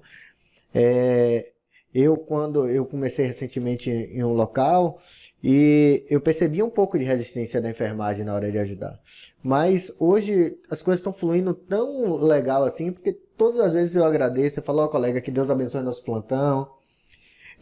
Sempre são palavras assim, que a gente fala assim, pô, uma gentileza, uma coisa tão simples, mas que muda o ar do local, muda o ambiente, sabe? Mas são seus valores, foi o que eles falam. São valores. seus valores. Isso você tem que você tem que ter pessoas. Se você estiver sozinho lá, isso não vai surtir efeito nenhum. Se você estiver com um grupo de pessoas que pensam da mesma forma, juntos vocês conseguem criar um ambiente agradável. E o que seria, Fábio, o que seria a diferença da figura de líder para a figura de chefe? Que eu sei que eu já ouvi falar que tem um chefe que é líder e tem um chefe que não é líder. Sim. Qual é a diferença? O que é um líder? O que é um chefe, assim? O chefe está muito mais ligado à estrutura do negócio, né? É um cargo. É um cargo. Sim. Liderança não tem nada a ver com cargo. Liderança, como você falou, o chefe ele pode assumir essa liderança, ou se ele não estiver preparado, geralmente ele pode não assumir e outra pessoa às vezes assume. É muito comum a gente ver, às vezes, no serviço, aquela pessoa que Formalmente, ele não é o líder do setor, né? Não ganha mais por isso. Mas é sempre quem toma a frente das iniciativas, é sempre quem é ouvido pelos outros funcionários, essa pessoa que é o líder, né? O que a pessoa precisa ter para ser um bom líder, assim, que você acha? Pô, esse cara tem perfil de líder. O que você observa? Eu acho que um bom líder, antes de qualquer coisa, ele tem que ter, como o Michel falou, se despir um pouco da questão do ego. Sim. Porque liderança não é sobre você, é sobre os seus liderados, né? Tem até um livro muito famoso que fala sobre isso, que é liderança servidora. O líder está ali para servir os seus liderados, né? Então você não pode querer ser o centro das atenções. Né? Interessante. Você é a pessoa que vai viabilizar com que a coisa aconteça, né? E o que eu vejo geralmente é que o cara ele quer ser o protagonista, ele quer puxar todos os méritos para ele quer que o time trabalhe em função dele. Na verdade, a função do líder é justamente orientar e prover os recursos necessários para que o time faça a coisa acontecer. Então você tem que ter muita humildade e se despir um pouco do ego, né? Experiência, obviamente, porque é algo que requer experiência, vivência. O líder que ele é ouvido é aquele líder que ele é exemplar, né? Então não existe formação para líder. Até tem vários cursos e tal, mas mais do ponto de você, às vezes, ajustar algumas questões ali de oratória, disso, de aquilo. Mas o bom líder mesmo, ele se faz no dia a dia. Aquela pessoa que está sempre tomando iniciativa, que conhece o processo, que conhece a realidade, que se importa.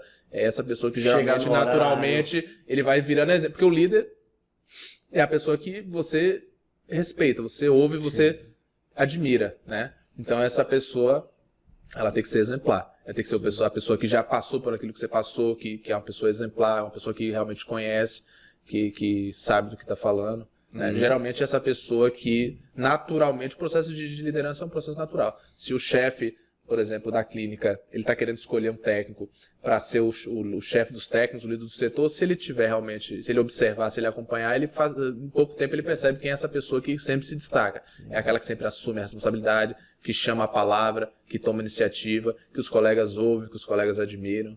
Nossa, que legal. Esse cara que naturalmente, ele já está ali naturalmente exercendo a liderança. Cabe ao superior dele direto, né, o dono da clínica, o que seja, formalizar isso aí agora para dar poderes para ele de fato fazer aquilo que ele já está fazendo de uma forma informal. Muito legal. Geralmente é aquela pessoa que escuta muito os colegas. Que escuta muitas pessoas, Exatamente. Um bom ouvinte. O cara fala, pô, meu equipamento deu problema. Aí ele vai, pô, o equipamento de fulaninho tá dando um probleminha. Aí tomou uma atitude. Aí esses pequenos detalhes fazem, pô, fulaninho me ajudou. Sim. Aí outro, pô, será que ele consegue me ajudar? E ele acaba virando referência. líder, Exatamente. sem querer ser líder. Ele só ajuda. Ele nem percebe, mas é uma coisa natural. Né? E deve ser também complicado para uma pessoa que percebe que, pô, eu tô tendo um papel de líder aqui, isso está me desgastando, e eu não recebo nenhuma compensação. É importante, pô. É importante. Eu não recebo nenhuma a mais por isso. Quer saber de uma? Eu vou me isentar desse papel. E, isso acontece bastante. Faz só o feijãozinho com arroz isso dele. Acontece bastante. Deve acontecer bastante. Acontece bastante. Geralmente não tem uma valorização da figura do líder, do chefe de setor. Às vezes um aumento de remuneração quase insignificante. É mais aumento de trabalho do que aumento de... E quando, na verdade, é um outro jogo, né? E quando você vai chefiar um setor, vou falar de organograma agora, né? De estrutura independente, se ele vai conseguir realmente assumir o papel de líder ou não, mas a partir do momento que você promove ele a coordenador da radiologia, por exemplo, né? É uma mudança muito grande. Né? Então isso precisa refletir na remuneração, em tudo, né? Porque não é só mais você... A responsabilidade é totalmente diferente, porque não é só mais você fazer a sua parte, é você fazer a sua parte e fazer com que as outras pessoas façam a parte dele, e isso é muito difícil. Nossa, Então realmente você tem que incentivar para que a pessoa queira fazer isso, e geralmente isso não acontece, né? Ninguém quer assumir aquilo ali porque acha que é mais responsabilidade do que coisas que se tem a ganhar. Muita gente deve estar falando, pô, realmente isso acontece no meu trabalho, isso acontece porque é recorrente, né? Você vira uma engrenagem daquele equipamento que vai fazer tudo acontecer. Mas é isso aí. Quer complementar com alguma coisa, grande Michel? Não, tô satisfeito. Então, grande Fábio, muito legal. Quero dar um recadinho aí vamos fechar aqui, uma conclusão assim da nossa conversa, da importância da gestão em uma instituição, na bioimagem, vamos dar um fechamento aqui. O que é que o seu trabalho representa? O que é que você quer? Qual o recado que a Roma Medical e Fábio Araújo quer dar assim, para a radiologia? O que é que você sugeriria? Olha, falar para aqui pro pessoal. Olha, a área de radiologia tem muito a se desenvolver ainda, né? O mercado baiano é um mercado que tem muita oportunidade, né? Precisa trazer algo diferente, né? Então precisa se diferenciar. A concorrência ela vai existir, mas tem pouca gente fazendo coisas bem feitas. A verdade é essa. Tem muita gente fazendo mais do mesmo, fazendo de qualquer jeito, fazendo com muita ineficiência. Então, acho que para quem está querendo começar um negócio, ou mesmo quem trabalha dentro de um negócio, né, nada impede você ter essa visão, né, de intraempreendedorismo, que a gente fala na gestão, né, de você ter essa visão de querer fazer o negócio melhorar, mesmo se você está dentro de um negócio de outra pessoa. Então, é isso, é focar muito em querer sempre aprender, todo dia, estudar, querer sempre aprender, né, colocar em prática, porque o conhecimento também hoje em dia, ele perde a validade muito rápido, né, então aprender, colocar em prática, né, focar muito em planejamento, tirar tempo para fazer isso, não só no começo do negócio, mas no dia a dia, né? Porque não adianta você tirar 6 meses para planejar seu negócio e depois que você começa a operação, você não tira tempo nenhum para analisar o negócio. Então, tirar tempo durante o dia, durante a semana, para olhar números, para analisar, ver o que está dando certo, né? Porque gestão não é bola de cristal. Então, você tem que olhar, ter números, investir em tecnologia, porque a tecnologia vai te ajudar a ter esses números, né? Não tem como melhorar algo que você não está gerenciando, né? Se você está no escuro, você não faz a mínima ideia para onde você está indo. Então a tecnologia, os sistemas ajudam muito nisso, né? Em você ter esses dados e você vai ali melhorando, né? Focar muito no paciente, né? Que é o propósito da saúde. Às vezes eu vejo que o pessoal perde um pouco disso, de colocar o paciente no centro mesmo da atenção, né? E a partir disso você ir montando toda uma estrutura para conseguir atender o paciente, né? E é isso, né? E a gente aqui também está à disposição para ajudar, para conversar sobre negócios, sobre projetos, sobre qualquer coisa, a gente está à disposição. E o Instagram, aí, né? seguir no Instagram, Roma Medical, tem muito conteúdo tem bacana. Tem o arroba da Roma Medical _, o meu é Fábio Araújo, Saúde 40. Saúde da Revolução Industrial 4.0. Segue lá, tem muito conteúdo também bacana, produz muito conteúdo, bastante coisa. Maravilha. E você, Michel, dê um recadinho, bota para Michel aí, grande Diego. Pronto. Gente, a gente com esse papo aqui, né, percebeu a importância da empresa do Fábio hoje aí, né, que tem para quem está querendo começar um negócio, para quem está querendo...